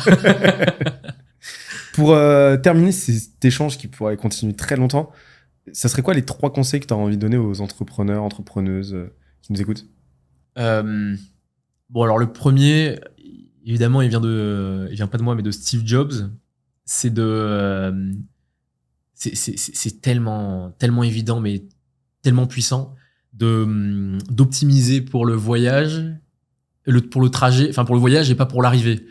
Si moi aujourd'hui, par exemple, la création de contenu ou autre, avant j'avais mon agence très traditionnelle sur LinkedIn, agence de prestations, et quand j'ai basculé sur la création de contenu, c'était pas le choix le plus évident d'un point de vue économique, parce que ça me prenait beaucoup de temps et du coup je prenais moins de clients et donc mon chiffre d'affaires à court terme a baissé. Mais par contre, j'ai vu que j'aimais tellement ça, que je kiffais tellement ça et que je pourrais le faire presque gratuitement, ce qui n'est pas complètement vrai. Je me suis dit, là, je suis sur quelque chose de bien. Et là, je me vois encore faire ça pendant 5 ans, 10 ans, 15 ans, 20 ans, créer du contenu, j'adore ça. Et donc, je pense que quand même, il y a de fortes chances que je tienne du coup sur le long terme parce que j'aime ça. Donc, moi, je suis pas trop de la team, tant que ça paye les factures, faut faire la chose. Non, moi, je pense que aujourd'hui, il faut quand même faire quelque chose qu'on aime faire. Sinon, pour aller loin, il faut y aller, quoi. Entre les obstacles qu'on va rencontrer, les haters, les gens qui vont nous crier dessus, les injustices potentielles ou autres, si on n'aime pas ce qu'on fait, on n'a aucune chance d'aller très loin. Donc déjà, ça, c'est le conseil numéro 1.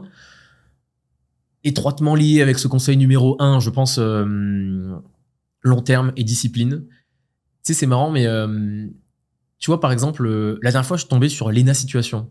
Lena Situation, alors elle est très bien, mais par contre, je pense pas qu'elle a quelque chose vraiment plus que les autres. Par contre, ce qu'elle a fait, c'est que c'est une bourreau de travail, en fait. Hein. Elle a fait je sais pas combien de vidéos, là. J'ai découvert ses vlogs d'août. En août, elle fait un vlog par jour qu'elle monte elle-même. Et elle le fait depuis, je crois, 5 saisons. C'est du taf, quoi, de faire tout ça. Et en fait, on n'a rien sans rien, quoi. Et au bout d'un moment, il faut vraiment le faire et tenir sur le long terme.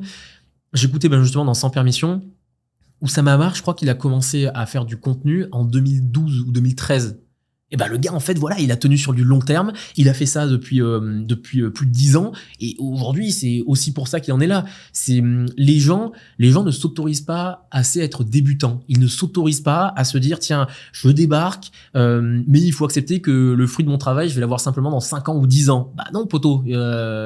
Tu as besoin quand même de passer du temps, d'apprendre certaines choses, même si on te donne le plan de route, il faut que tu fasses toi-même les erreurs ou autres avant d'arriver, de réussir. Donc déjà, il y a ça. Et troisième chose, il faudrait que je trouve une petite citation stylée pour clore le podcast. Bon, c'est très mainstream, mais il faut pas hésiter aussi à passer du temps à apprendre des choses ou autres parce que même si la connaissance coûte cher, l'ignorance coûte encore plus cher. Tu me la remettras dans l'ordre, mais... Non, elle est bien ça. Je crois que la vraie citation, c'est si vous trouvez que le savoir coûte cher, essayez l'ignorance. Et genre, au bout d'un moment, c'est ce que je pense beaucoup de personnes disent dans tes podcasts, mais c'est vrai, quoi. Aujourd'hui, tout ce qu'on fait avec la neuroplasticité notamment ou autre, on peut l'apprendre, on peut apprendre n'importe quelle compétence, il faut juste s'en donner un peu les moyens, quoi. Merci de ouf pour ce moment, c'était trop cool. Mais merci à toi, Benoît, et j'ai hâte de voir les papotins et les autres maintenant. Où est-ce qu'on peut te joindre ? Eh ben écoute, sur un peu partout, c'est un peu l'idée. Instagram, TikTok, YouTube, Pinterest, Facebook, Pinterest. S'il y a des Pinteresters dans la salle. Peut-être le seul influenceur Pinterest. Non, il y en a d'autres, c'est ça qui est fou. C'est pour ça que je m'y suis mis, parce qu'il y en a plein qui font des vues sur Pinterest. Donc, c'est ouf ça. Ouais, c'est ouf. Tellement de trucs. Tout ce qui est. De toute façon, maintenant, on converge vers. Toutes les plateformes ont compris que le vertical est cool. Je prie que LinkedIn le sorte un jour façon B2B, comme ça, moi, j'attaque directement. Mais franchement, tellement de plateformes qui le font. Et on termine. Alors, soit t'as l'idée maintenant, soit tu me l'envoies, soit tu me l'enverras. D'accord. En off. On termine sur 5 secondes du morceau de ton choix. Voilà. J'ai décidé que c'était l'outro. Ok. Je sais pas faire d'outro, c'est pour ça. D'accord. Ok. Alors, c'est parti pour le blues du businessman. Ah ouais.